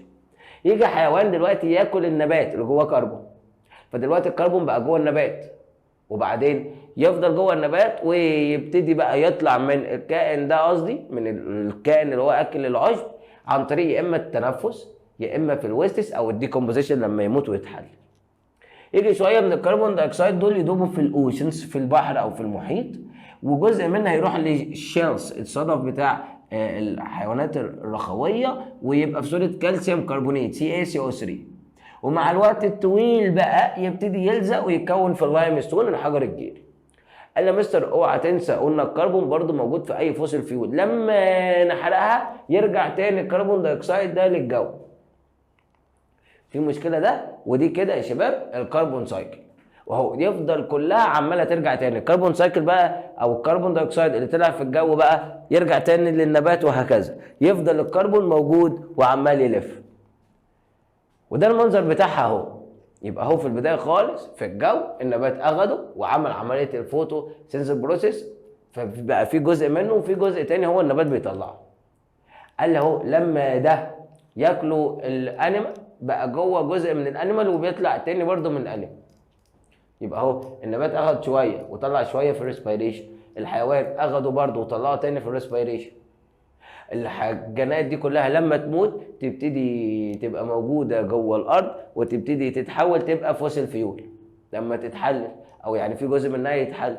الفوسيل فيول دي لما نستخدمها بقى في اي مصنع او في اي حاجه تبتدي تتحرق وتطلع لنا كربون دايوكسيد. فكده الكربون دايوكسيد يفضل موجود في، او الكربون اساسا يبقى موجود في الايكو سيستم في النظام البيئي. تاني اليمنت معانا هو النيتروجين. اتفقنا قلنا اول واحد الكربون التاني النيتروجين، وزي ما خدنا الكربون مهم اللي في ايه ناخد بقى النيتروجين مهم في ايه. قال لي ده مستر الكومبوننت الحاجه الرئيسيه في البروتين عشان يكون لنا بروتين، والبروتين احنا محتاجينه ككائنات حيه تو جرو اند ديفلوبمنت، يعني للنمو وتطوير جسمنا. تاني حاجه يبقى النيتروجين ده يا مستر بيدخل الايكو سيستم عن طريق ايه يا مستر؟ قال لي عمليه اسمها النيتروجين فيكسيشن. عمليه اسمها ايه؟ النيتروجين فيكسيشن، وهناخد عكسها كمان شويه. قال لي يا مستر في بكتيريا هي اللي بتبقى موجوده في التربه تبتدي تثبت النيتروجين ده للنبات بالراحه واحده واحده. وثبت معايا الحاجات اللي هقولها لك دي دلوقتي كاختلافات. اولا الكربون بيبقى موجود في الايكو سيستم في صوره جاز عادي، غاز. النيتروجين موجود برضه في صوره غاز. النبات بيقدر ياخد الكربون في صوره وهو غاز، صح؟ النيتروجين لا، ما يقدرش ياخده وهو جاز. ايه اللي عمل؟ قال لي ربنا خلق بقى بكتيريا، البكتيريا دي تحول النيتروجين الجاز ده لمواد تانية جوه السويل هناخدها دلوقتي، فالنبات يقدر ياخدها. فكده البكتيريا دي عملت عمليه اسمها ايه؟ نيتروجين فيكسيشن، اللي هو تثبيت النيتروجين. تمام؟ فدلوقتي النيتروجين اتثبت في التربه للنبات.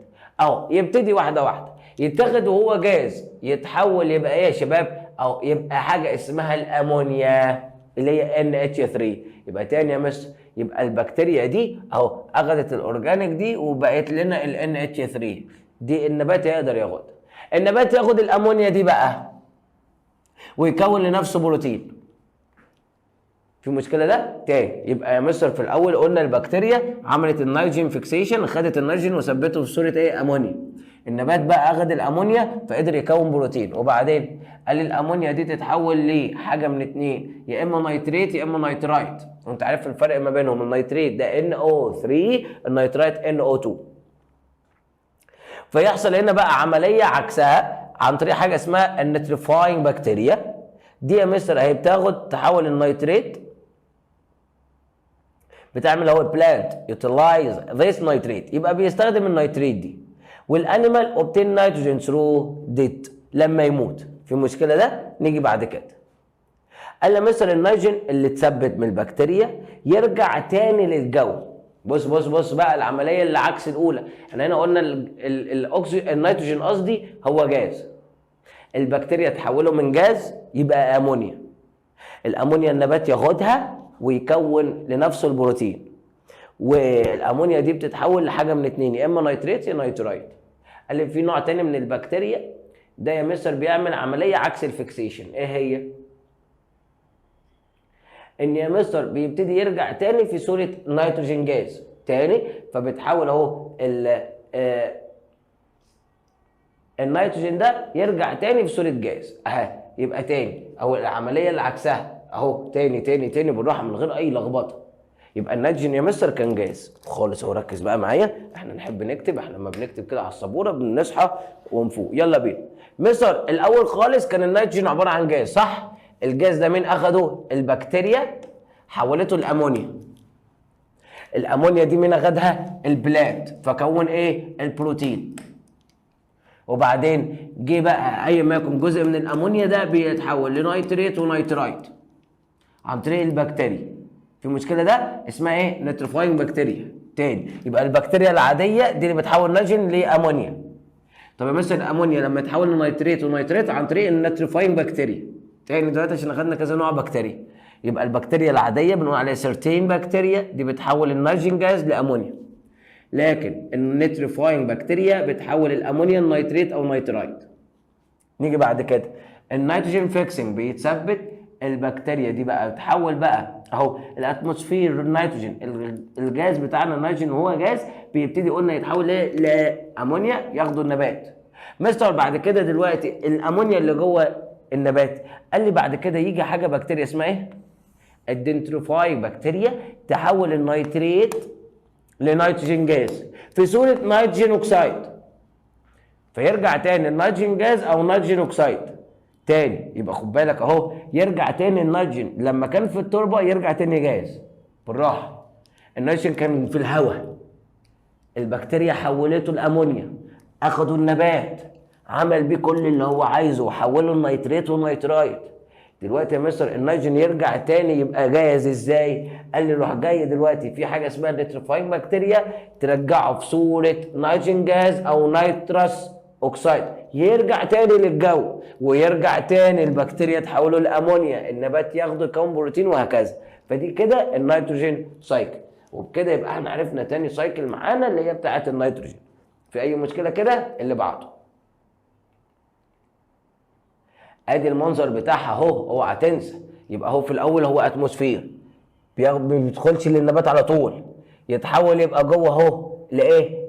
امونيا ونيتريت ونيترات، يبتدي ياخدها مين؟ البلانت النبات ياخدها تروح لحيوان يموت يرجع تاني في صورة امونيا ايا ما يكن، تيجي بعد كده يرجع تاني بقى نيتروفاينج بكتيريا ترجعه تاني يبقى نيتروجين. ليه؟ نيتروجين جاز وهكذا. نيجي بعد كده نتكلم عن ثالث اليمنت معانا وهو الفوسفورس ورمزه بي. الفوسفورس ده مستر ده بقى، او ركز معايا، ده الوحيد فيهم اللي مش موجود في صورة جاز. ده مش موجود في الجاز في الجو، لكن ده موجود يا مستر في شويه كومباوند في السويل او في الووتر او في السيدمنتس او في الروك او في الفولكانيك اش. تاني يبقى الفوسفورس يا مستر مش موجود وهو فوق جاز في الجو في الاتموسفير. موجود في صوره ايه يا مستر؟ كومباوند موجوده في السويل او في الووتر او في السيدمنتس او في الروك او في الفولكانيك اش اللي هو رماد البركان. نيجي بعد كده اهو الفوسفورس مهم في ايه؟ قال لي اول حاجه storing and transferring energy within cells، يعني مستر بيخزن وبينقل الطاقه في الخلايا. تاني حاجه synthesis nucleic acid DNA والار ان اي، يبقى ده برضو تاني حاجه بتدخل في تركيب النيوكليك اسيد الدي ان اي والار ان اي زي الكربون. تالت حاجه ده مستر ديفلوبمنت تطوير الروت والفلاور فروت، يعني مهم جدا جدا جدا للنبات ان هو بيطور، او مهم جدا من اجل الجذر والورده وكمان الثمره. اخر حاجه ان السيل ممبرين يا مستر او البون والتيث كل دي مهم ليها الفوسفورس. يعني انا عظمي سناني والسيل ممبرين الغشاء بتاع الخليه مهم جدا جدا جدا للفوسفورس. نيجي بعد كده ناخد الفوسفورس سايكل. قال لي ده يا مستر في البدايه ده مش موجود فين؟ مش موجود فين؟ في الاتموسفير، يعني ده بدايته مش في الجو. طب ده موجود فين؟ قال لي في الروك، موجود في الصخور في صوره حاجه اسمها الفوسفيت. تاني يبقى يا مستر الصخور بيبتدي يحصل لها ويذرنج. يعني ايه ويذرنج؟ يعني تبتدي تتكسر. في المشكله ده فتطلع لنا الفوسفيت اللي في السويل والووتر. البلانت تاخد بقى الفوسفيت دي وتكون اهو الاورجانيك موليكيولز. بعد كده الانيمال تاخد الفوسفورس ده لما تاكل البلانت او اي انيمال تاني جواه فوسفورس.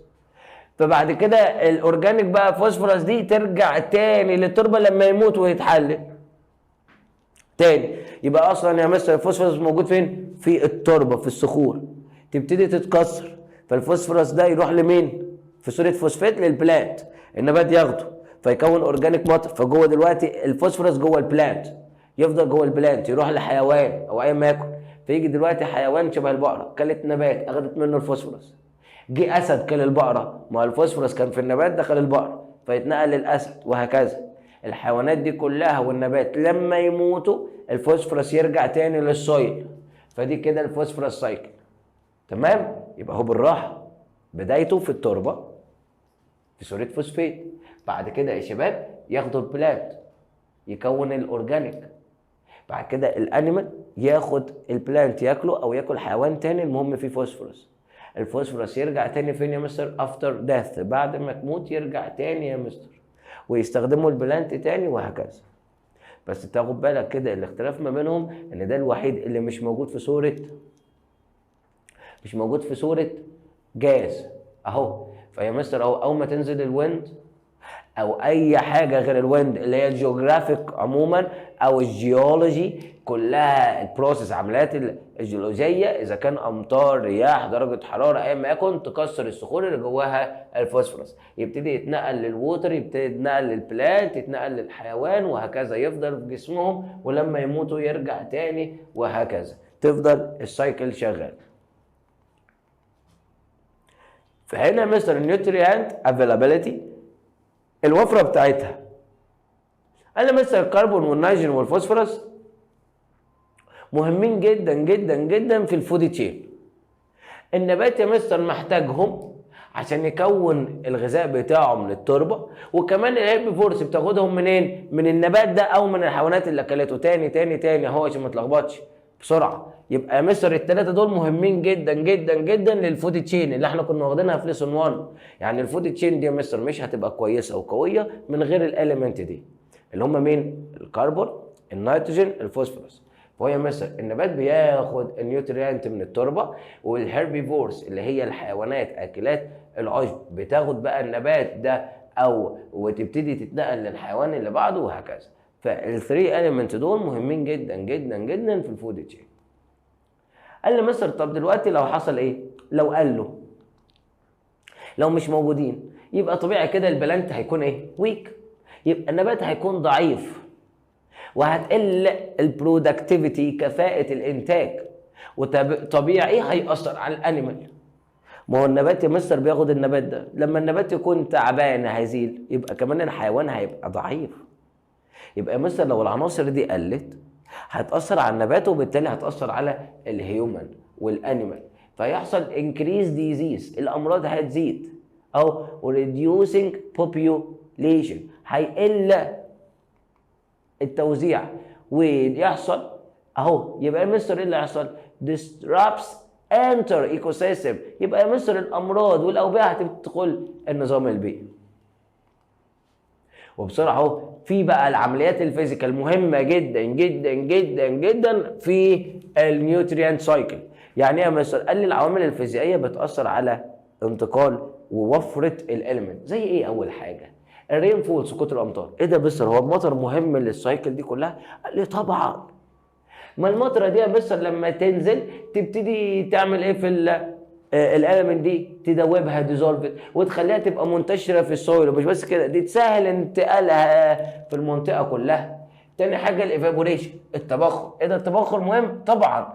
فده يا مستر بيخلي الميه تطلع تاني الاتموسفير فيحصل شتاء فتنقل الاليمنت، فاهم كده ولا لا؟ تاني يبقى مستر لما يحصل ايفابوريشن الميه تتبخر هيحصل بعد كده ايه؟ رين فول، سقوط امطار. فالمطر لما تنزل توزع الاليمنت دي بشكل كبير، ونفس النظام. يبقى يا مستر الفيزيكال بروسيس دول متاثرين على بعض. فهنا مستر بقى في نيجاتيف افكت. قال لي هي النيجاتيف افكت لما يحصل دروت، جفاف. ايه ده مستر؟ يعني لما يحصل شتاء ويحصل ايفابوريشن دي حاجات بوزيتيف افكت، تاثيرها قوي وكويس على الاليمنت. قال لي مستر لما يحصل جفاف طبيعي تاثيره سلبي، بس تاثيره سلبي على تو اليمنت، على مين ومين؟ النيتروجين والكربون. تاني يبقى يا مستر ده تاثيره سلبي على مين ومين؟ النيتروجين والكربون بس. تاني يبقى الدروت، الجفاف، تاثيره سلبي على مين ومين؟ يبقى نيجاتيف افكت تاثيره سلبي على الكربون والنيتروجين، لكن بوزيتيف افكت على الفوسفورس. ايه ده ليه؟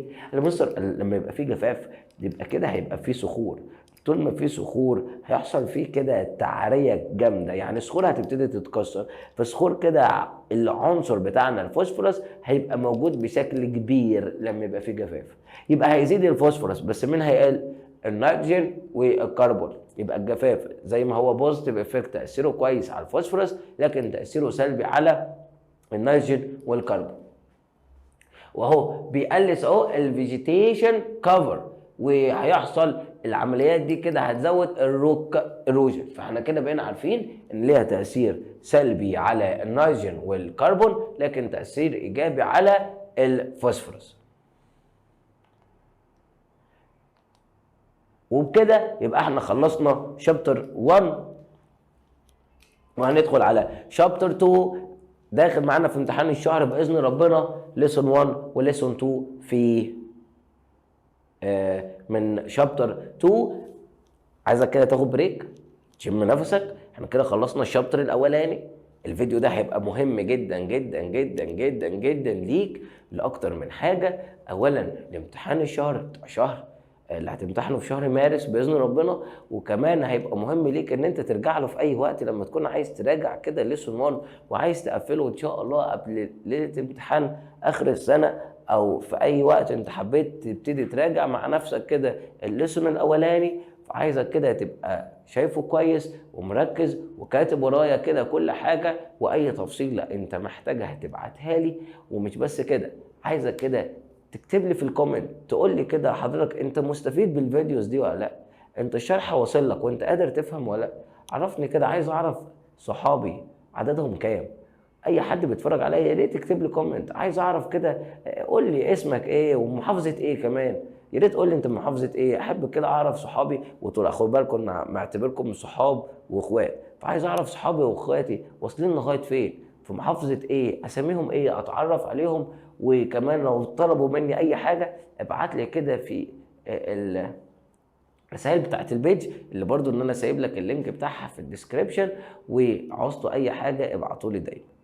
وهدا كده وهنكمل الفيديو كده مع بعض.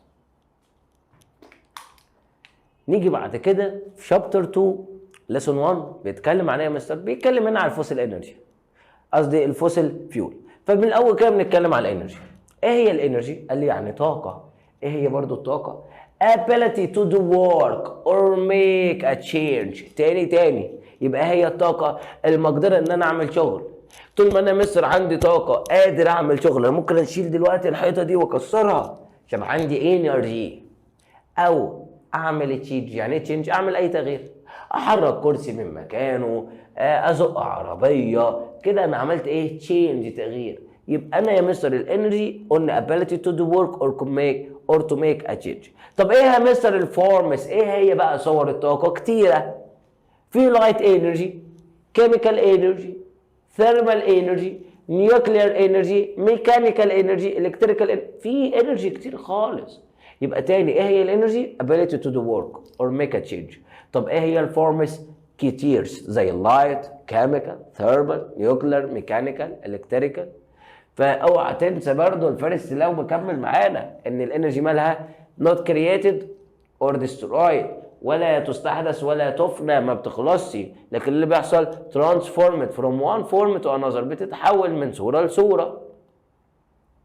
وبهنا هنبتدي نتكلم عن ايه بقى بخصوص الانرجي؟ قال لي النون رينيوبل انرجي. يعني ايه؟ قال لي مصادر الطاقه الغير متجدده. يعني ايه يا مستر نون رينيوبل؟ قال لي يعني بالبلدي كده انا ما اقدرش اجددها بسهوله. يعني ايه برضه؟ قال لي يعني مستر استخدامي ليها اعلى بكتير. بالبلدي هي اليوزد فاستر ذان. تاني يبقى انا بستخدمها فاستر ذان، اسرع بكتير ما اعمل لها ريبليسد، تكوين جديد. بمعنى اديك مثال بسيط وواضح. دلوقتي حضرتك لما كنا قايلين الفوسيل فيول اللي هو البترول يا ابني، البنزين او النفط عموما او البترول، ابسط مثال وحاجات احنا بناخدها من البنزين او الوقود، ان احنا بنعمل اللي هو البنزين اللي بتاع في البنزينه ده اللي بنفول بيه العربيه. اقول لحضرتك سؤال، احنا اتفقنا قلنا ده عشان يتكون محتاج قد ايه؟ قلنا مليونز اوف ييرز، ملايين السنين. طيب حضرتك دلوقتي اخدت شويه بنزين وفولت بيهم العربيه تستخدمه في قد ايه؟ يوم بالكتير. في يوم هيكون خلصان البنزين. طب عشان اعمل البنزين تاني قلنا محتاجين ايه؟ مليونز اوف ييرز، ملايين السنين تاني. يبقى عشان اكونه محتاج ملايين السنين. طب وبستخدمه في قد ايه؟ بسرعه. يبقى ده كده مستر متجدد اقدر اجدده بسرعه؟ لا، ده نون رينيوبل، غير متجدد. يعني ايه غير متجدد؟ قلنا يعني بستخدمه اسرع ما بكونه. في المشكله ده؟ طيب تاني يبقى احنا كده يا شباب عندنا 3 sources of renewable energy. ايه هما الثلاثه دول؟ تعالى كده ناخدهم بالتفصيل ونتكلم فيهم مع بعض وبالهداء. ايه هما يا مستر؟ اولا احنا الكلام ده اخدناهم في ليسون 1 وهنرجع عليهم تاني وناخدهم دلوقتي بالتفصيل في شابتر 2. اننا يا مستر بناخدهم ان هما الاويل او البتروليوم، الكول، الناتشورال جاز. اول حاجه الاويل. ايه هو الاويل؟ ده اللي هو بنقول عليه النفط. يعني ايه يا مستر النفط؟ اللي هو الوقود. البترول بمعنى اصح، ده البترول. لما تيجي تقول تلاقي حد شغال في البترول، هو ده البترول، الماده الخام. اول حاجه يبقى ده عباره عن ايه؟ ميكتشر اوف هيدروكربونز. اوعى تنسى يبقى الاويل او البتروليوم فيه ايه؟ ده خليط من الهيدروكربون. وقلنا يعني ايه هيدروكربون؟ يعني فيها هيدروجين وكمان كربون. ده يا مستر بنجيبه منين؟ قال لي ديبث اوف ايرث، بنجيبه من باطن الارض. تاني يبقى الاويل ده عباره عن ايه؟ هيدروكربون. وبنجيبه منين؟ ديبث اوف ايرث، من باطن الارض. نيجي لتاني حاجه الكول. ايه هو الكول؟ ده الفحم حضرتك. الفحم عباره عن ايه؟ قال لي يا مستر ده جاي من ديكي بلاد، وده فيه كربون بس. بالبلد كده اكتبه كده ما بينك وبين نفسك. بنطلعه منين؟ قال لك اكستراكت فروم ماينز، المناجم. بنطلعه منين؟ من المناجم، الماينز. تالت حاجه معايا الناتشورال جاز اللي هو الغاز الطبيعي. الغاز الطبيعي يا مستر ده عباره عن ايه؟ ده ميكتشر اوف فلامابل هيدروكربون جازز، يعني غازات قابله للاشتعال.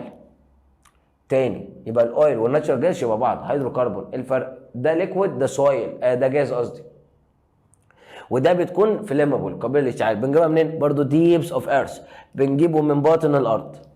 حاجه صعبه. نيجي لتاني حاجه، اليوزز، استخدام بتاع كل واحد. مستر الاويل بنستخدمه في ايه؟ قال مستر في حاجات كتير، يعني احنا مستر الكار ما بنقدرش نشغلها من غيره، المصانع ما بنشغلش من غيره، الطياره ما بنشغلش من غيره. فهنا بسرعه كده نستخدم اوبريت كار وبلينز والفاكتوريز، يبقى مصانع وعربيات وطيارات. ايه كمان؟ قال في صناعه حاجات مهمه، البلاستيك والكيميكال برودكت. يبقى البلاستيك ده ذات نفسه ده مصنوع من البتروليوم. وانت صغير كده كنت بتاخد ان البتروليوم ده مستر بصنع منه البلاستيك. طب ايه الاختلاف؟ اول اختلاف ان البتروليوم ليكويد لكن البلاستيك بيبقى سوليد، حاجه صلبه. يبقى انا هنا مستر بسرعه الاستخدامات اليوزز بتاعه الاويل او البتروليوم في صناعه البلاستيك والكيميكال برودكت، وكمان بنستخدمه اوبريت عشان اشغل الكار والبلينز والفاكتوريز والمصانع. طب مستر اليوزز بتاعه الكول، قال لي ده يا مستر اهم استخدام ليه جنريت الكتريستي، يعني بنستخدمه في الالكتريك باور ستيشن، محطات توليد الكهرباء عشان يديني كهرباء. ايه كمان؟ قال لي اوبريت فاكتوريز، برضه بستخدمه في تشغيل بعض المصانع. تاني يبقى الفحم جنريت الكتريستي اوبريت فاكتوريز. تالت واحد معانا الناتشورال جاز، كلنا عارفينه طبعا. مستر ده اللي موجود في البوتاجاز، ده اللي انت ماما بتعمل لك عشان تطبخ عليه عشان تاكل، ده طفح. يبقى يا مستر الناتشورال جاز جاي منين؟ بستخدمه في ايه؟ في الكوكينج او هيتنج، في الطبخ والتسخين. وكمان بنستخدمه الكتريك جنريشن في توليد الكهرباء. يبقى الكول والناتشورال جاز بنولد بيهم كهرباء، لكن الاويل بنشغل بيه المصانع هو برضو والكول. في المشكله ده نيجي بقى لاخر حاجه، الهارمس. ايه هي مصر الحاجات اللي بيطلعها كل واحد؟ قال لي الاويل لما بنحرقه بيطلع الكربون دايوكسيد. تاني يبقى الاويل بيطلع ايه؟ الكربون دايوكسيد بس. الاويل بيطلع كربون دايوكسيد بس، يبقى emission اوف كربون دايوكسيد وبس، وهتعرف ليه دلوقتي. وده يا مستر بيساهم في عمليه مضره خالص خالص خالص اللي هي الايه؟ الجلوبال وارمنج. تاني يبقى عمليه اسمها ايه؟ الجلوبال وارمنج. يبقى تاني يا شباب بسرعه كده، يبقى هنا قلنا الهارمس الاضرار بتاعه الاويل ايه هي؟ ان هو كونتريبيوت بيساهم في عمليه الجلوبال وارمنج. طب تاني حاجه مستر الكول، ده يا مستر الكول بقى بيطلع ايه؟ الكربون دايوكسيد وكمان السلفر. تاني الكربون دايوكسيد وكمان السلفر. يبقى خد بالك عشان كده قلنا الاويل كربون دايوكسيد بس، لكن الكول بيطلع كربون دايوكسيد والسلفر. وده بيساهم برضه عارفين ان هو بيعمل كلايماتيك تشينج واير بوليوشن. طب الناتشورال جاز ده بيطلع لنا الكربون دايوكسيد. في مشكله ده؟ يبقى الكومبير دي كده لمينا اغلبيه الحاجات ما بينهم. نكمل. يبقى اوعى تنسى اي اختلاف ما بين الثلاثه. تبقى عارف كده ان الاويل بيتكون من ايه، الكول بيتكون من ايه، الناتشورال جاز بيتكون من ايه، وكمان تعرف كل واحد استخدامه ايه وكل واحد بيطلع غاز ايه. قال هنا نبتدي نتكلم التاثير لو كل واحد حصل له ليك اون ذا انفايرمنت. يعني ايه يا مستر؟ يعني تسرب. يلا بينا نشوف التسريبات هتعمل ايه اكيد اضرار. يعني ايه الاضرار بتاعت كل واحد؟ قال لي الاويل ده لو اتسرب بيتسرب لمين على طول؟ للاوشنز، لان احنا بنجيبه من باطن يعني الارض بتاعت البحر، فممكن يتسرب واحنا بنستخرجه للمحيط. فده طبعا هيأثر على مين؟ المارين لايف، الحياه البحريه، وهيعمل بوليوشن ان اوشنز، يعني هيعمل تلوث في المحيط. خلاص واضح، يبقى هيلوث المحيط وهيأثر على المارين لايف. الكول قال مستر مش الفحم ذات نفسه، لا المنجم بتاع الفحم ده اللي مصيبه. الاوبن كول ماينز، المناجم المفتوحه بتاعت الفحم دي يا مستر ممكن تعمل ديستروي ناتشورال هابيتات، تدمر البيئه. يعني مثلا قريب من غابه، الغابه دي تتدمر، المنجم بتاع الفحم. فبناء عليه لما البيئه تتدمر يبقى هيحصل اكستنكشن، انقراض بعض البلانتس والانيمالز. يبقى تاني خلاص اهو بقينا عارفين ان الماينز المناجم بتاعت الفحم بتعمل ايه يا مستر؟ ديستروي ناتشورال هابيتات، بتدمر البيئه، وبناء عليه في حيوانات ونباتات هتنقرض. تالت حاجه معانا الناتشورال جاز. قال يا مستر ده بص عايز اقول لك على حاجه، ده انضفهم. يعني اقل واحد فيهم تاثير هو الناتشورال جاز، بس عنده مصيبه جدا، ده عباره عن قنبله. انت عارف كده انبوبه لو رميتها من دور عام مش هتعمل فرقعه؟ اهو نفس النظام. يبقى هنا مستر اكستراكشن ده مستر العمليه بتاعته لو حصل ليك اهو تسرب، ده يعمل ايه يا مستر؟ ده عنده خطر مهم جدا، غير ان هو بيعمل بوليوشن تلوث، ان هو بيعمل ريسك ليه؟ اكسبلوجن، الانفجار. تاني يبقى انا كده عرفت الثلاث حاجات وكل واحد ومشكلته ايه. تاني تسرب الاويل ده بيأثر على المارين لايف، الحياه البحريه، وبوليوشن ان اوشن هيلوث المحيط. الكول اتفقنا قلنا الاوبن ماينز المنجم المفتوح، ديستروي ناتشورال هابيتات بيدمر البيئه الطبيعيه فيحصل اكستنكشن انقراض للنباتات والحيوانات. والناتشورال جاز ده قلنا انضفهم بس بيعمل برضه تلوث، وده مشكلته ان هو بيعمل انكريز ريسك اوف اكسبلوجن. فلازم تاخد بالك ايه هي اضرارهم وايه هي الافكت تاثيرهم لو حصل لهم ليك تسرب الانفايرمنت. نيجي بعد كده نتكلم عن ايه مستر؟ الاير pollutant product from burning of fossil fuel. ايه التلوث اللي بيحصل من احتراقهم؟ بص بص بص كم الغازات المصايب اللي بتحصل. قال لي مستر اول حاجه بيحصل بيطلعوا كربون دايوكسيد، وده معروف وعارفين بلاويه، ده هناخدوه بالتفصيل دلوقتي. بيطلعوا حاجه اصعب من الكربون دايوكسيد اللي هو الكربون مونوكسيد، اصعب وانيل. النيتريك اوكسيد NO، النيتروجين دايوكسيد NO2، السلفر دايوكسيد والسلفر ترايوكسيد، كل دي جازس هتودينا في 60 سلامه. تعالى بقى ناخدهم بالتفصيل واحده واحده. هناخد مين دلوقتي؟ كربون دايوكسيد والكربون مونوكسيد. انا مثلا الكربون دايوكسيد قال لي ريليز بيطلع لما بيحصل كومبشن اوف فوسيل فيول. لما يحصل احتراق للفوسيل فيول بيطلع لي الكربون دايوكسيد. طب الكربون مونوكسيد ده برضه يا مستر بيطلع لما يحصل انكمبليت كومبشن. تعالى كده بالراحه ونفهم. مستر بنجيب الفوسيل فيول ونحرقه بيطلع كربون دايوكسيد. عارف لو رجعت معايا كده في شويه الاساسيات اللي انا اتفقت معاك، قلت لك اي اورجانيك كومباوند، اي حاجه اورجانيك لما تحرقها يعني تتفاعل مع الاكسجين تطلع لك حاجتين مهمين، مين هما؟ الكربون دايوكسيد والووتر. اهو خلاص. يبقى انا مثلا لما احرق البنزين بيطلع لي ايه؟ كربون دايوكسيد ووتر. اهو البنزين فيه ايه يا مستر؟ الميثان.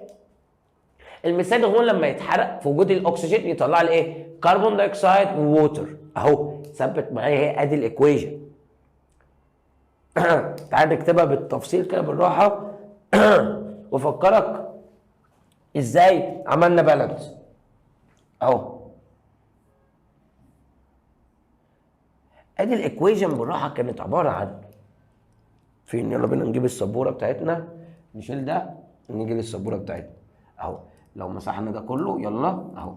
ادي الايكويشن عباره عن CH4 الميثان مع ادي الاكسجين طلع لنا ايه؟ كربون دايوكسيد وووتر. بالراحه كده. عندك كم كربون داخله قبل السهم؟ هي 1. كم كربون بعد السهم؟ واحده برضه. طب تعالى تاني. كم هيدروجين داخله؟ 4. طب كم هيدروجين طالعه؟ 2 بس. طب العمل داخله 4 تطلع 4، يبقى هعمل دي تايمز 2. فكده يا مستر الهيدروجين داخله 4 طالعه 4. طب الاكسجين داخله كام؟ 2 بس. الاكسجين اللي طالع كام؟ طالع 2 و2 تايمز 1 2، يعني طالع كام اكسجين؟ 4 اكسجين. كان داخل كام؟ 2. احط هنا 2 فدي كده الايكويشن بقت بالانسد. تاني انا بص بحب كده ايه عشان دي شويه اساسيات في الكيمستري انت صدقني اللي محتاجها السنين اللي جايه، فانا مش بضيع فيها وقت وخلاص، لا انا عايز اعلمها لك عشان ازرع فيك الحته انت تبقى شبه متاسس للي جاي. ما تنساش الكلام ده، يبقى انت كده بتعلم ازاي تعمل بالانس لوحدك. يلا بينا. يبقى اهو CH4 مع 2O2 طلع لي CO2 بلس 2H2O، وانت بقيت عارف ازاي البالانس جه. تمام. نرجع تاني. ادي ده يا مستر المنظر بتاعه. يبقى يا مستر بتطلع امتى الكربون دايوكسيد؟ لما يحصل كومباشن يعني احتراق. وعايز اقول لك تبقى فاهم احتراق كامل لما اقول لك كومباشن بس. تاني يبقى الكربون دايوكسيد جه منين؟ من احتراق الفوسيل فيول. طب الكربون مونوكسيد قال لي ده مستر اولا ان هو بويزنس اذرليس جازز، يعني غاز سام ملوش ريحه ولا طعم ولا لون، colorless tasteless وكمان otherless. قال لي ده مستر جه منين؟ قال لي من الانكمبليت كومباشن. تاني هنا لما اقول لك كومباشن احتراق كامل بيطلع كربون دايوكسيد، لكن لما اقول لك انكمبليت يبقى بيطلع كربون مونوكسيد. عشان خاطر اهو ركز، لما اقول لك كومباشن وبس يبقى كربون دايوكسيد، انكمبليت كومباشن يبقى كربون مونوكسيد. يبقى جه منين؟ اهو جبنا مصر حاجه شبه الفيول اللي هو الكربون الفحم، وعملنا له احتراق غير كامل، فالكربون بيتفاعل مع الاكسجين يطلع لك كربون مونوكسيد. تاني يبقى كربون مع اكسجين طلع لنا ايه؟ كربون مونوكسيد. يلا بينا نكتبها بالراحه احنا ونعمل لها بالانس. احنا خلاص بقينا ناس جامده ونعمل بالانس لاي حاجه. مثلا ادي الكربون مع الاكسجين طلع لنا ايه؟ كربون مونوكسيد. عايزك تبقى فاهم ايه الفرق ما بين الكربون دايوكسيد والكربون مونوكسيد. كربون داي اوكسيد يعني كربون ومعاها داي يعني 2 اكسجين. طب الكربون مونو يعني 1 يبقى كربون ومعاها 1 اكسجين. ادي كربون مونوكسيد، ادي كربون ومعاها 1 اكسجين.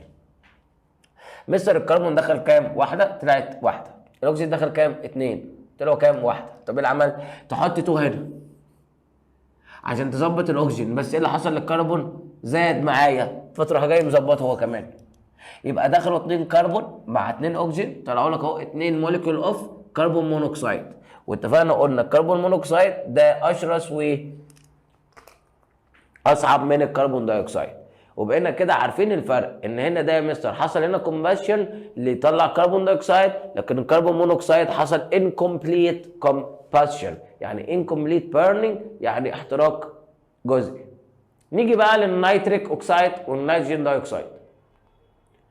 النيتريك اوكسيد ايه الفرق؟ برضه الاختلاف اقل فوق. النيتريك اوكسيد رمزه NO، النيتروجين دايوكسيد NO2. قال لي مستر النيتريك اوكسيد ده احتراق الفيول، قال لي هاي تمبريتشر يعني لما يتحرق في درجه حراره عاليه. خد بالك تاني يبقى الكربون دايوكسيد طلع منين؟ كومباشن بس. الكربون مونو اوكسيد انكمبليت كومباشن. طب والنيتروجين او النيتريك اوكسيد جه منين؟ قال لي كومباشن احتراق بس ايه؟ هاي تمبريتشر درجه حراره عاليه. يبقى اتفرق ما بين الثلاثه. نيجي اهو مستر النيتروجين اتفاعل مع الاكسجين، قلنا نحرق يبقى فاعل مع الاكسجين طلع لي ايه؟ كربون اسمه ده نيتروجين او نيتريك اوكسيد اللي هو NO. وبالمره الوزن N2 مع O2 طلع لي NO، حطينا 2 عشان يبقى كله اللي داخل قد اللي طالع. النيتريك اوكسيد ده بقى يا مستر يبتدي يحصل له حاجه اسمها الاكسيديشن. يعني ايه؟ يعني زاد له اكسجين فيطلع لنا النيتروجين دايوكسيد. نرجع تاني بدايتي اهو، ان انا يا مستر معايا النيتروجين اتفقنا قلنا يتحرق مع الاكسجين بس لما يكون هاي تمبريتشر اهو. ادي بقى الاكسجين طلع لي ايه؟ النيتريك اوكسيد. النيتريك اوكسيد رمزه ايه؟ NO. وخد بالك لازم تبقى حافظ الدنيا مظبوط. ال NO ده يا مستر عباره عن 2، حاطين هنا ليه 2؟ عشان النيتروجين داخله 2 والاكسجين داخله 2 فلازم يبقوا طالعين 2 برضه. قال لي النيتريك اوكسيد اللي هو ال NO يحصل له اوكسيديشن يعني يتفاعل مع الاكسجين برضه يكون لي ايه؟ النيتروجين داي اوكسيد. واتفقنا قلنا يعني ايه داي؟ يعني 2. ادي نيتروجين داي اوكسيد يعني O معاها 2. في المشكله ده انا نعمل بالانس. كم واحده ان داخله؟ واحده طلع واحده. كم اكسجين داخله؟ 3. ادي 1 وادي 2 طلع كام؟ 2. ينفع؟ لا. قال لي حط هنا 2 بقوا كام كده اكسجين؟ 4. حط هنا 2 اتظبطت. ادي كده هتلاقي 2 نيتروجين وكام واحده اكسجين؟ 4. ادي 2 اكسجين وادي 2 اكسجين يبقى 4 اكسجين. نيجي هنا كام نيتروجين؟ ادي 2 نيتروجين وكام اكسجين؟ 2 تايمز 2 4 اكسجين. وادي ده كده البالانس بتاعها. يبقى احنا كده بقينا عارفين الفرق يا مستر. النيتريك اوكسيد النيتروجين فعل او اتحرق، بس قلنا ايه؟ هاي تمبريتشر في الكارز، محرك العربيه. وعايز اقول لحضرتك ده جاي من احتراق النيتروجين او النيتروجينس امبيورتيز، الرواسب النيتروجينيه اللي هي بتبقى باقيه من الوقود. لان الوقود يا شباب بيبقى فيه شويه رواسب، الرواسب دي لما يبقى فيها نيتروجين وتبتدي تتحرق تتحرق تتحرق وهي موجوده في محرك العربيه في درجه حراره عاليه، يبتدي يطلع لي مين؟ النيتريك اوكسيد. النيتريك اوكسيد يطلع يقابل الاكسجين، يحصل له اوكسيديشن فيتحول لايه؟ نيتروجين داي اوكسيد. وده كده الفرق ما بين النيتريك اوكسيد والنيتروجين داي اوكسيد. هنيجي لاخر حاجه نبقى عارفينها هنا، اضراره ايه النيتروجين اوكسيد؟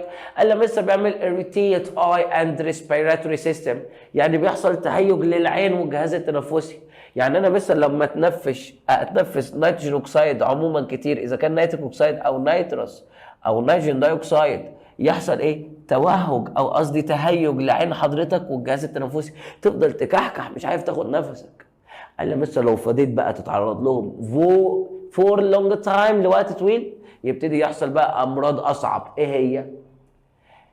كارديو فاسكولار، يعني امراض في الرئه والتهابات في الاوعيه الدمويه وكمان في القلب، وكمان امراض الرئه اللي هي بالمونري ديزيز، امراض كمان في الرئه شبه مرض الازمه اللي هي مرض الربو، ان انت مش عارف تاخد نفسك. كل ده من اضرار النيتروجين اوكسيد.